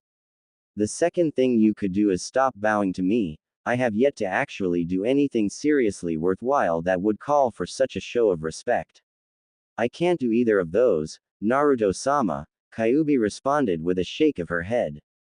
Not only are you the descendant of Raizen, the most powerful of the three demon kings. And I couldn't care less, Naruto interrupted. Until I prove myself worthy of being Raizen Ojisan's heir, you will not call me Naruto-sama. I cannot do that, Naruto-sama, the red-headed demoness said again. You may not feel as if you have earned it, but the fact is that you are Raizen-sama's heir. Anything less than giving you the utmost respect is unbecoming of a demon. Naruto growled under his breath. He mumbled a few choice words that Kyuubi only picked up thanks to her enhanced hearing. They weren't very pretty words, and the redhead was unsure whether she should flinch or giggle at the profanities the blonde was spouting. It was so nostalgic. Fine, he ground out at last, breathing out a deep sigh. We'll discuss this later. I didn't come here to talk to you about that anyways. He crossed his arms and looked at Kyuubi, his gaze hardening. You are going to tell me everything you know about my mother, my father and Madara. You will leave nothing out. Right, Kyuubi said. She tried hard not to shiver at his tone and the power he was unleashing. Not only was it slightly frightening, but for a demon like her it was highly arousing. To a demon, power is everything, and those who have power are often the most desirable mates. With his new changes and demonic heritage unlocked, Naruto, like Raizen, was power incarnate. Kyuubi did her best to shake those thoughts off, however, as she knew she was not worthy of Naruto after what happened to him thanks to her. She quickly forced herself to get back on track, even though she had no desire to remember that time. Where to begin? I suppose I should begin with some basic information about myself. Originally, I was a simple member of the Kitsune clan, which are a clan of highly regarded demons in Makai that specialize in illusions and elemental manipulation. During one of my outings to the human world, I was struck by a very powerful chakra. I ended up passing out, and when I woke up I had 9 tails, instead of my 3. What does this have to do with what I asked? Asked Naruto, raising an eyebrow. It sounded like an interesting story, and he would probably want to hear more of it later. But right now, all he wanted was to know about his parents and the night Madara had forced her to attack the village. There is a point, Naruto-sama, Kyuubi said with a placating gesture. I promise. The blonde deliberated for a moment before nodding. Kyuubi continued. When I got back and my family saw my 9 tails, I became the new head of the Kitsune clan. You see, no one else has ever possessed 9 tails. The amount of tails a Kitsune gains is equal to the amount of power they possess, and none had ever gained more than 8. In my clan we have a legend, one that states the kitsune to gain 9 tails shall become the ultimate power and lead our clan to prosperity. In a way that did happen. With my power I was on par with 2 of the demon kings of Makai, able to fight them one-on-one and hold my own. Only Ryzen was stronger than me, but he had recognized my power and I had been given a place at his side as his second in command. Life was good for my clan after that, she continued in fond remembrance. Her eyes glazed over slightly and a soft smile touched her lips. Even though Naruto was still slightly angry at her for attacking the village, manipulated or not, he couldn't help but think about just how beautiful she looked right now. Kyuubi was unaware of his thoughts, and thus continued without interruption. I held one of the most prestigious positions and my clan was highly respected by others. However, after Ryzen died my clan was forced to take up the vacuum he filled. We were successful, for a while, but the power gap between Ryzen and myself was vast, and it wasn't long before those seeking to gain power for themselves plotted against us. The 2 demon kings decided to work together and created an army that marched on our territory. We fought, of course, we fought with everything we had. But in the end, it wasn't enough. Most, if not all of my clan was killed, and I was cast out. I ended up making my way to the human world, where I decided to live until I was able to retake the throne that I had been tasked with guarding. During that time I traveled a lot, never staying in one place for too long. Everything was more or less fine, until he came. The way Kyuubi spat out the word, he, with such vitriol let Naruto know just how much she hated Madara. It happened so fast that I barely remember what happened. He somehow placed me under his control, and then reverse summoned me to a plane where I was forced into battle against Senju Hashirama. As you know, that battle ended up with me being sealed. I was rather angry about that. Now, not only would it be impossible for me to gain enough strength to retake Ryzen-sama's throne, but I was sealed in some damn ninja. For years I tried to escape that prison. However, all my attempts ended in failure. Worse still, that woman was able to use some kind of chakra chains to keep me tied down like some kind of animal. Kyuubi's breathing had become slightly ragged as she remembered how she had been treated by that woman. Oh, how she hated the looks of pity she had received. Mito hadn't even attempted to realize why she was so angry, just went on assuming she was a dangerous beast with endless hatred. It pissed her off the no end. By this point, there was an aura of red yukai leaking from the red head. Her braided hair was swinging about agitatedly, much like her 9 fox tails were also doing. Realizing she was losing control of her emotions, Kyuubi closed her eyes and took several deep breaths. After a few seconds, she continued. I had hoped that I would be able to escape when she died, but it seemed they realized what would happen and decided they didn't want to lose me. I ended up being sealed inside of your mother when Mito was at the end of her life. I had almost given up hope of escaping when Madara let me loose and, well, you know the rest. Naruto nodded. Everything made sense now. From the reason he had the Kyuubi sealed into him, to the reason why the Kyuubi had ever been sealed in the first place. It was hard to believe. Had Kyuubi told anyone else, not that she would, they likely wouldn't have believed her. But Naruto, having already met Ryzen, was more or less forced to believe her words. They did, after all, coincide with what his ancestor said. I appreciate you telling me this, he said at last, shaking the lingering thoughts away so he could address the woman in front of him. While I find that a part of this is your fault, here Kyuubi flinched, I find that it is impossible to place all the blame on you. When the redhead turned wide eyes on him, Naruto grinned. Most of these troubles seem to originate from that human, Uchiha Madara.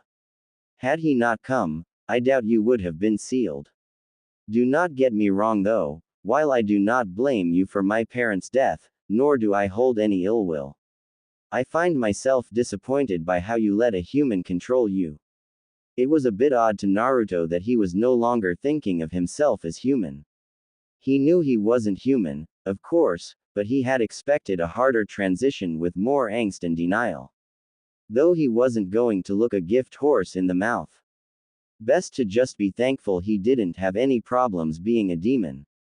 Kyuubi nodded and bowed her head. Naruto was being more merciful than she had expected. But she was thankful to him, and decided she would use this opportunity to improve her standing in the blonde's eyes and serve him as best she could. I understand, Naruto-sama. Now then, Raizen Oji-san said something about binding you to me so that you could help me reach my full potential.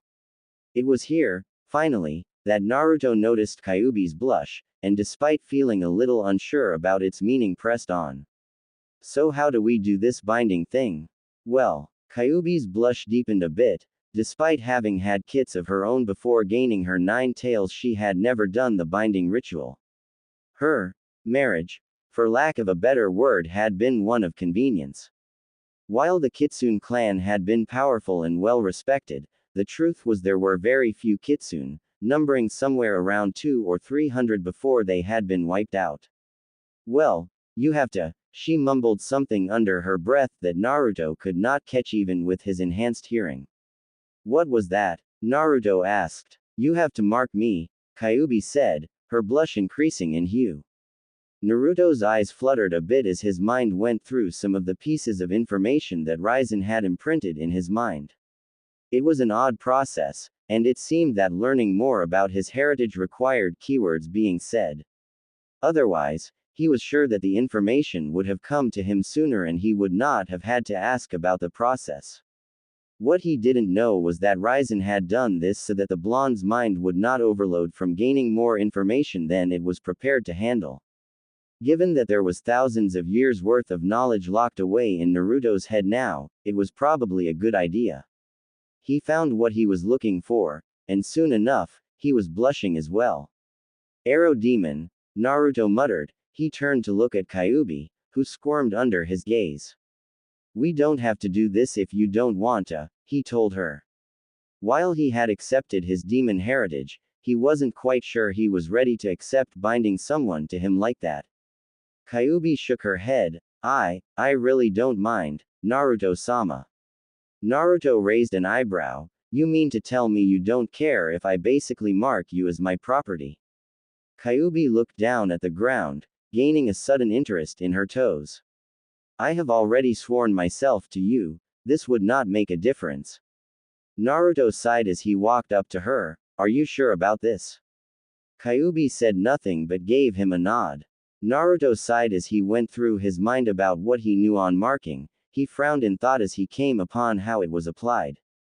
There were 2 ways to mark someone. The first was the mark of a slave, usually from a demon biting someone on their arm or calf. In many ways it reminded him of how cattle were branded when he had a D-rank mission at a farm once. The second was the mark of a life mate. This was always located on the neck and was usually done during intercourse. Naruto grinned as a thought occurred in his mind. The blonde didn't know how it came about, but he decided it was a good idea, and it would be funny to see Kyuubi's reaction. Acting too quickly for Kyuubi to do anything, Naruto wrapped an arm around her waist, pulled her close and sank his fangs into her neck. Na Naruto-sama, Kyuubi squeaked in surprise. That soon turned into a moan of ecstasy, however, as Naruto flooded her body with his demonic yukai.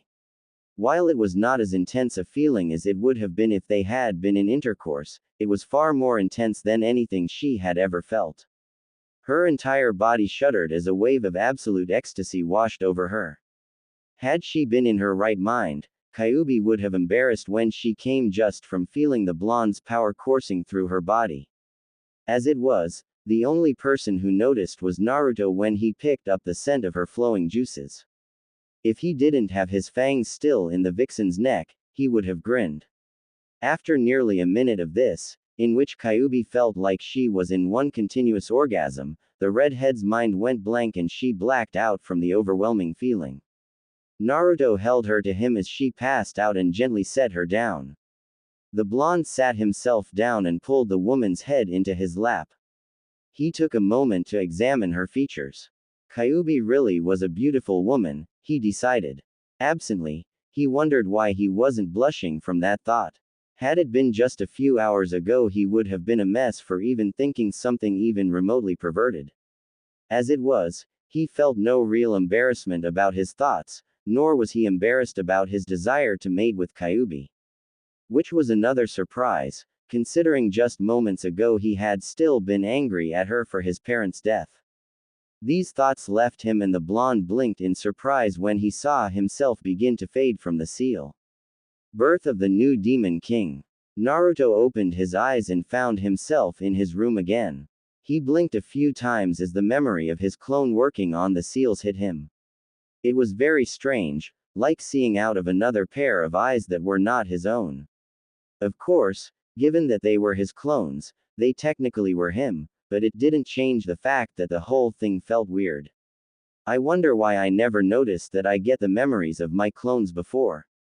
Naruto asked himself. He'd been using the Kage Bunshin no Jutsu for months now, ever since he had learned it from the Forbidden Scroll of Sealing during that trumped-up academy graduation exam that traitor Mizuki said he could do.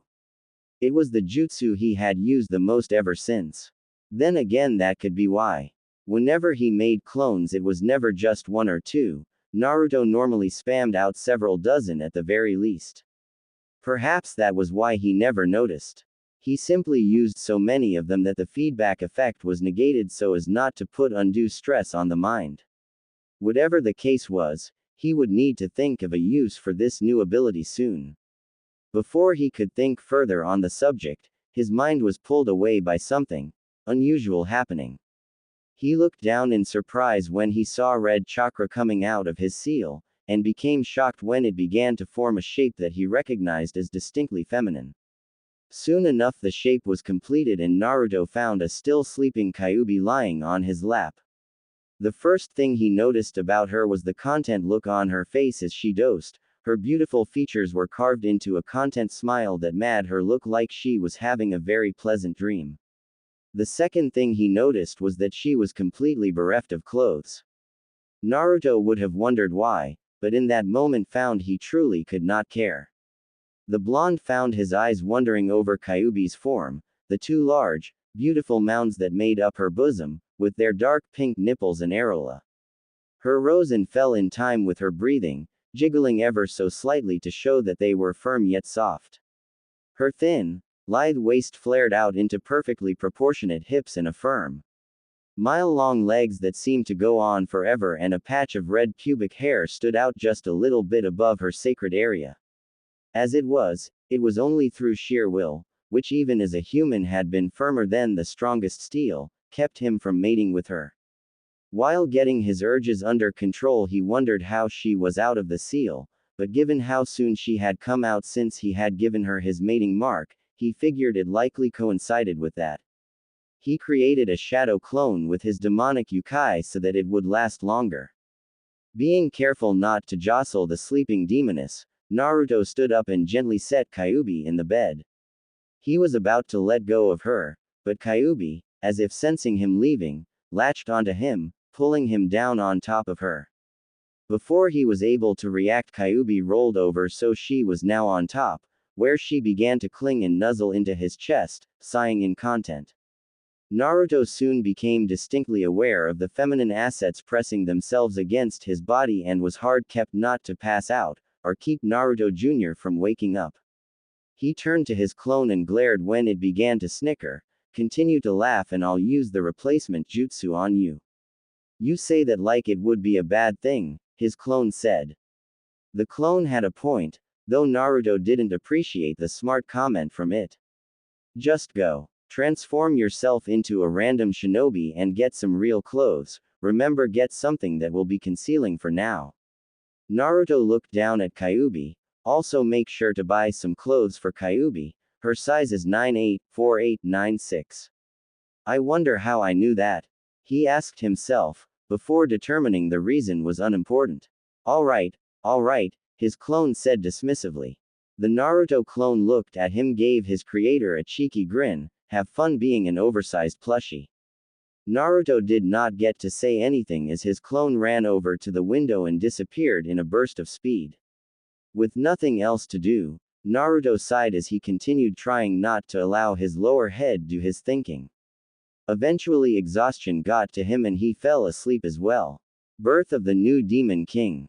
The next morning was rather interesting for both Naruto and Kyuubi. The two had refused to look at each other all morning.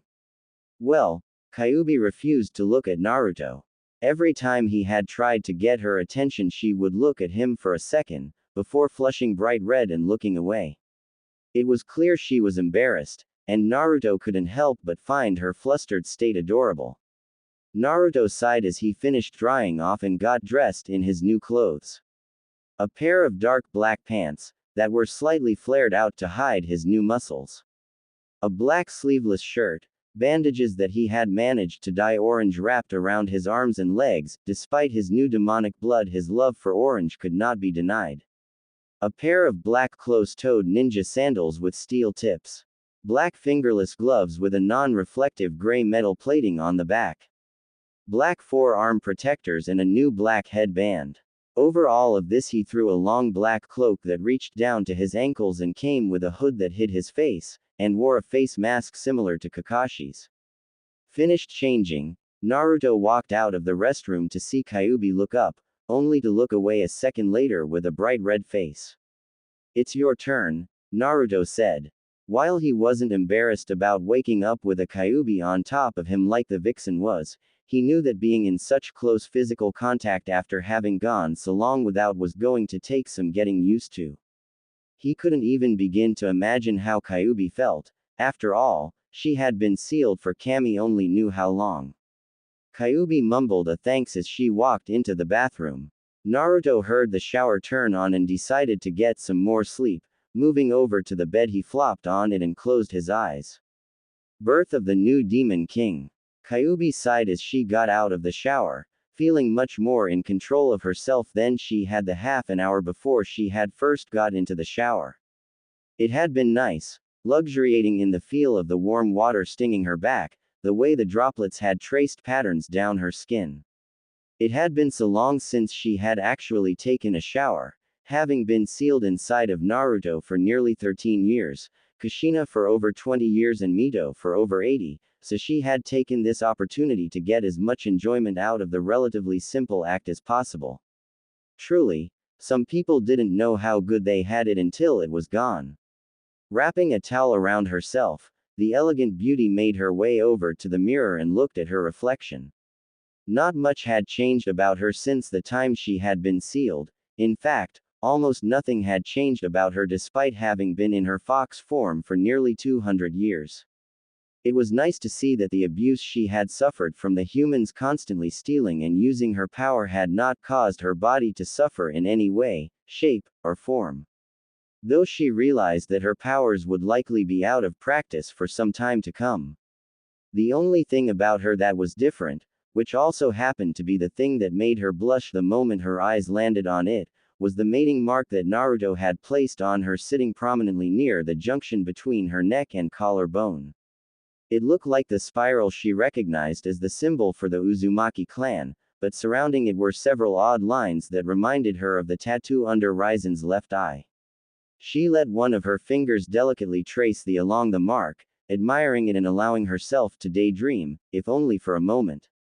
When Raizen had defeated her in combat with relative ease, she had known then and there that he was a demon any demoness like herself would be willing to give all her tails for just to mate with. It had gotten even worse when she had become his second in command and formed what amounted to a fangirlish crush on the most powerful demon king. Despite her crush, however, nothing had ever amounted to it. Raizen had fallen in love with some filthy ninja and she had been forced to watch him wither and die. Now his descendant, her former host, had come into his own demonic heritage. In the short time since Naruto's rebirth, he had proven to be Raizen's descendant. While the blonde had some of his own personality quirks, such as his love for orange and ramen, he was very much Raizen's descendant. He even acted just like the man, from what she had seen. Due to the blonde's new attitude, it was no wonder she was feeling so flustered around him, and she couldn't help but think about what it would be like to truly mate with the blonde. Reality struck a second later and Kyuubi remembered her place. She had made Naruto's life hell, and didn't deserve to be with someone like him. Looking at the mark again, she wondered why Naruto had given her a mating mark rather than a mark of servitude. Surely for one such as her, the simple mark of a slave would have been more fitting. After all the horrible things her presence in his life had caused, she did not deserve to be treated kindly. With a sigh, Kyuubi shook the depressing thoughts away. It would not do for her to question her master on things like this just to satiate her curiosity. What was done and nothing would change that. She would simply have to accept her role in Naruto's life and help him as best she could to atone for her sins. With these thoughts in mind, Kyuubi moved to hang up her towel on the rack. However, as her eyes strayed the bathroom, she quickly realized that something was missing. She had left her clothes outside. Moving over to the door, she opened a small crack and looked out. Naruto was lying on the bed and looked like he was sleeping. That was good. The last thing she needed was for him to be awake and see her in such an embarrassing state. Looking around a little more, Kyuubi saw the new clothes Naruto had bought her. She quickly squashed down the warm feeling that thought brought her, lying on a chair several feet from the bed that the blonde was laying on. Wanting to get her clothes quickly, Kyuubi rushed into the room and grabbed the clothes she was going to wear. She had just turned around to make her way back into the restroom, only to stop when a voice spoke up behind her. "You know, if I didn't know any better, I'd say you have an exhibitionist streak." Kyuubi turned and blushed heavily as she saw Naruto, wide awake, and with a "cat that ate the canary" look on his face. Naruto's grin increased as he spotted the blush. "Or is it that you just wanted to give me a good show?" Kyuubi let out an eep as she raced into the restroom, completely embarrassed at her master having seen her in her state. While it was true that her body belonged to him, she had only ever been seen by one person. And after she had done her duty for the clan and had a kit, they never even saw each other afterwards. Naruto chuckled a bit. It was so amusing seeing the woman, who just so happened to be the strongest Biju in existence, blushing like a little school girl. However, as soon as the thought came and went, confusion took its place. Why had he just done that? It didn't make sense. He had never flirted or teased a girl before, ever. The closest he had gotten to flirting would be how he would loudly ask Sakura out on a date when he had still been an attention-seeking idiot. It was almost like he had another person inside of his mind creating all of these thoughts and desires, telling him to do things like tease Kyuubi when she had come out of the restroom and telling him to mate with her to make the mark on her complete. What he didn't know was that due to his demonic heritage and the power he now had flowing through him, as well as his potential being unlocked, his mind was beginning to reform into what it would have been had the Hake Fuin, 8 trigrams sealing style, not sealed up his demonic properties. This gave him an enhanced IQ, along with a libido that would put any human or demon to shame. His little teasing episode a few seconds ago had been nothing more than instincts talking. He decided then and there not to worry. Whatever was happening did not seem bad. He had learned long ago not to look a gift horse in the mouth, and this certainly seemed like a gift. After all, who else can say they can make the Kyuubi blush? He thought with a chuckle. He was shaken from his thoughts when the restroom door opened. Looking up, he saw a still red-in-the-face Kyuubi, only now she was clothed, much to his disappointment. She was wearing the red kimono he had gotten her, which was similar to the one she had in his mindscape, except there was no V-cut to show her cleavage. That was a bit disappointing, but he kept that thought to himself. Naruto smiled at her as he let his eyes wander over her body, feeling a smirk come to his lips as he felt her embarrassment increase further. He could almost scent her embarrassment pouring off her in waves. Or were those pheromones? "You look good in that," Naruto complimented honestly. Kyuubi looked away as she desperately tried to get rid of the increasing redness on her face. It didn't work, obvious from the way Naruto chuckled at her, but there wasn't much she could do. Thank you," she stuttered, inwardly cursing how weak and flustered she sounded. Why is it that I can't seem to stop from blushing around him? She wondered. In all her 1,000 years of life, she had been proclaimed as one of the most beautiful women in the demon world, even by those who were not of Kitsune descent.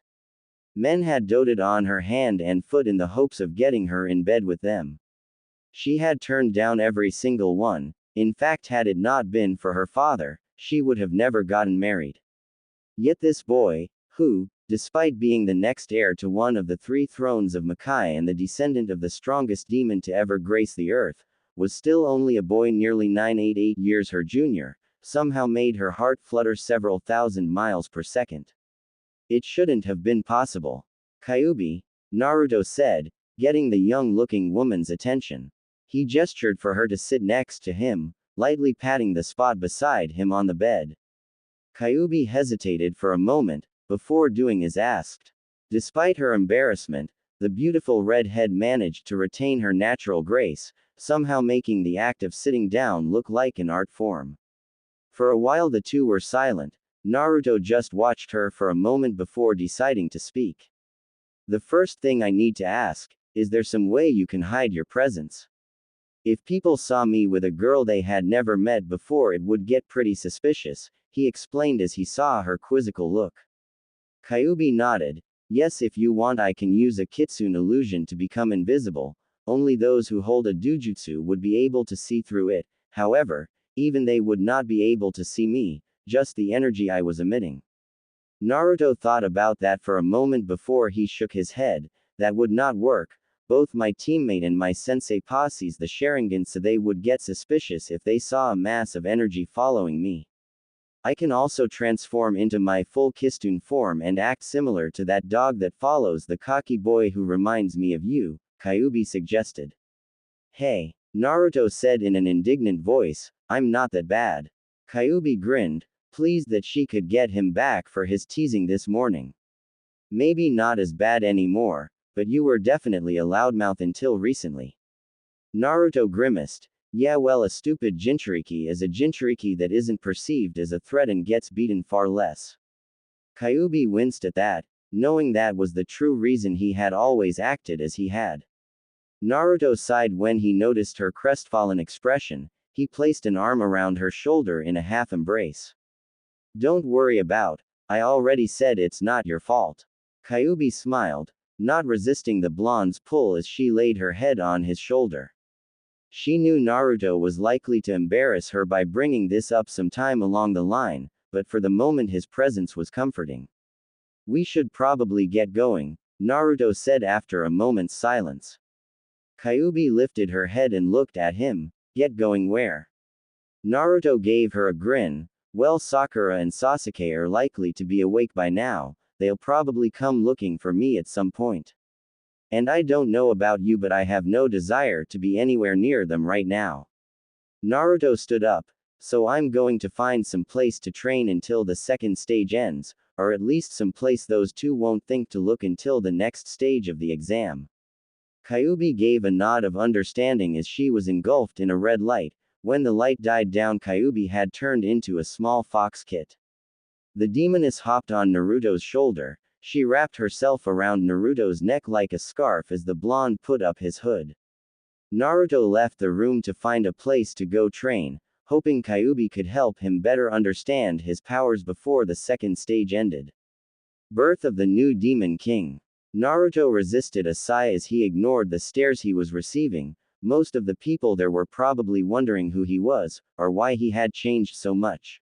He knew that most people had heard about what had happened in the Forest of Death from Ino, who had always been the biggest gossip queen in the academy. So he could not blame people for staring at him. Still, it was very annoying and he wished they would stop. Maybe if I cracked a few skulls in. He shook his head and instead of paying attention to the stares he was receiving, Naruto looked around to see who his competition was. Aside from his team, 5 other Leaf teams had made it past the second stage, most of which were rookie genin teams like his own. There was also the Odo team that had given him their scroll. The man who Sasuke had beaten before he had woken up was looking very surly, with something of a petulant pout on his face, and his arms were in a sling. The mummy, a Naruto had taken to calling him, was hard to get a read on, though he didn't look too worried if his lazy posture was any indication. It was the female of their group that garnered most of his attention, however. The girl looked uncomfortable for some reason, and Naruto got the distinct feeling that she did not want to be there. The only other team to have made it past the second stage was the team from Suna. The one known as Gara was much shorter than the average male, standing somewhere around 146, maybe 148 centimeters in height. He had short, spiky, auburn-colored hair, and a pair of jade-green eyes with mostly invisible pupils. Two things Naruto noticed about him immediately were the large, black rings around his eyes, making the kid look like he was suffering from insomnia, and the red kanji for love on his forehead where his forelocks were parted in order for the symbols to be displayed. He looked agitated, and Naruto could practically taste the bloodlust rolling off of him. However, very little of Naruto's attention was actually focused on the red head. No, his mind was more focused on the sandy-haired blonde that was his female teammate and sister, and the Oto Kunoichi. While neither could compare to Kyuubi, they were both rather beautiful, and they were still young, so their bodies were only just filling out. He looked over to his left and saw the female weapon user of Team 10, who was also very attractive in her own right. Naruto frowned as he felt his urges welling up. It didn't help that both Kurenai and Anko were there as well. Fortunately, he managed to bring them back to heel with a few deep breaths. He was going to have to work on keeping his body under control, or he was liable to do something he'd regret later. Sighing, the blonde tried to focus on the area around him. They were in a large theater that looked like it was some kind of training area. He, along with the other genin, were standing on a stone-tiled surface. Up in front of them was none other than Sarutobi Hiruzen, who was standing on a slightly raised platform. Behind Sarutobi stood the proctors Anko and Ibiki, who were looking out amongst the crowd. The Jonin sensei were also there, along with several Chunin who were acting as judges. The only thing Naruto couldn't really get over was the large pair of forearms that were sticking out of the wall behind the Hokage and proctors, the two appendages having moved until their hands were together and forming a ram seal. Really? How weird was that? Out of 78 people at the start, 21 of them actually made it in time, Anko thought with a frown. She sighed. When I said I was going to cut them in half, I was thinking more along the lines of single digits. Anko looked around at all of the genin present when her eyes landed on the mysteriously cloaked figure. The thing I can't figure out is who that is. I heard the rumors of the seemingly transformation of the Kyuubi Gaki, but I'm not sure if this can actually be him. It's amazing that this many made it, and for so many of them to be rookies. Sarutobi eyed the Jonin squad leaders. It's no wonder they were all nominated. Sarutobi looked over the genin before his eyes landed on the spot where Naruto was supposed to be. In his place was a genin who seemed to have caused a lot of commotion, and according to rumor, compliments of one Yamanaka Ino defeated Sasuke in his cursed sealed state. As if feeling Sarutobi's eyes on him, Naruto turned his head and stared. The Sandaime found himself almost frozen as power flowed out of those blue eyes. Despite the feeling of overwhelming power from them, the old Hokage was able to tell it was Naruto. There may be some truth to those rumors. I'll have to talk to him after the preliminaries. To everyone who made it this far, congratulations in passing the second stage of the Chunin Exams, Anko said. Listen carefully as Hokage-sama explains the third stage of these exams. Before I explain the third stage of these exams to you, there is something I would like you all to know, Sarutobi said by way of introduction. That is the true reason for these exams, that seemed to catch many of the Chunin hopefuls off guard. The only one who did not seem to be caught off guard was Naruto. Not because he knew where the Sandaime was going with this, but quite simply because he didn't care. Instead, the blonde shinobi turned his thoughts inward, connecting his mind to Kyuubi's. Nay, Q-chan, can you teach me more about my powers after this stage ends? Asked Naruto. Kyuubi was so glad her fur was red, or Naruto would have seen her blushing up a storm from the new pet name and affectionate suffix.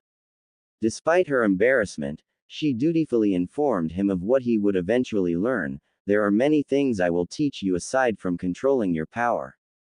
Most of what you will focus on for now are speed techniques and energy techniques. They are standard things demons know, but are the building blocks for greater and more powerful attacks. Naruto nodded. When you say speed techniques, what do you mean by that? Kyuubi moved a bit to get more comfortable around Naruto's neck, though she was also careful not to let herself be seen. Basic teleportation, it's something all demons can do to an extent. The more power you have, the better you can do it. Of course, it also requires good control over your yokai. I see, Naruto said. Hearing Kyuubi talk about a technique designed to increase one's speed intrigued him. He knew from his reading that the Yondaime was famous for his Hiraishin, flying thunder god. A jutsu that teleported him to a kunai with a shiki on it. It was what gave him the nickname Kuroi Senku, Yellow Flash, during the Third Great Ninja War. If the demons had something like that, it would be a useful power to have in his arsenal. The blonde was snapped back to reality as Sarutobi finished his speech. Before we begin the test, there is one thing I must tell you. Sarutobi looked at the genin standing below him. This is not just a test, it is a life-risking battle with your dreams and prestige on the line. I don't care about any of this, Gaara said. Despite his monotone voice, Naruto could sense his aggravation. Just get to the point and tell about these life-risking battles. Actually, Hokage-sama, as the referee, please allow me to explain the match, said a jonin who appeared crouching before the sandame. Very well then, Sarutobi said with a nod, taking a step back. The man turned around and Naruto gained an incredulous look at his sickly appearance. The man looked like he would fall over any moment. He was dressed in the uniform of the standard jonin, the only difference was his headband was being used as a bandana. He also had a sword strapped to his back. Naruto thought the man should be in the hospital, not participating as a proctor in the Chunin exams. Hello everyone, I'm Gecko Hayate. Before we can begin the third test, I need to inform you that there will be a preliminary round. Why do we have to have a preliminary? Asked a confused Sakura. Why can't all the people who made it this far continue? Hayate coughed into his hand as he looked over at Sakura for a moment, before explaining himself. Because the first two exams may have been too easy this year, we just have too many people.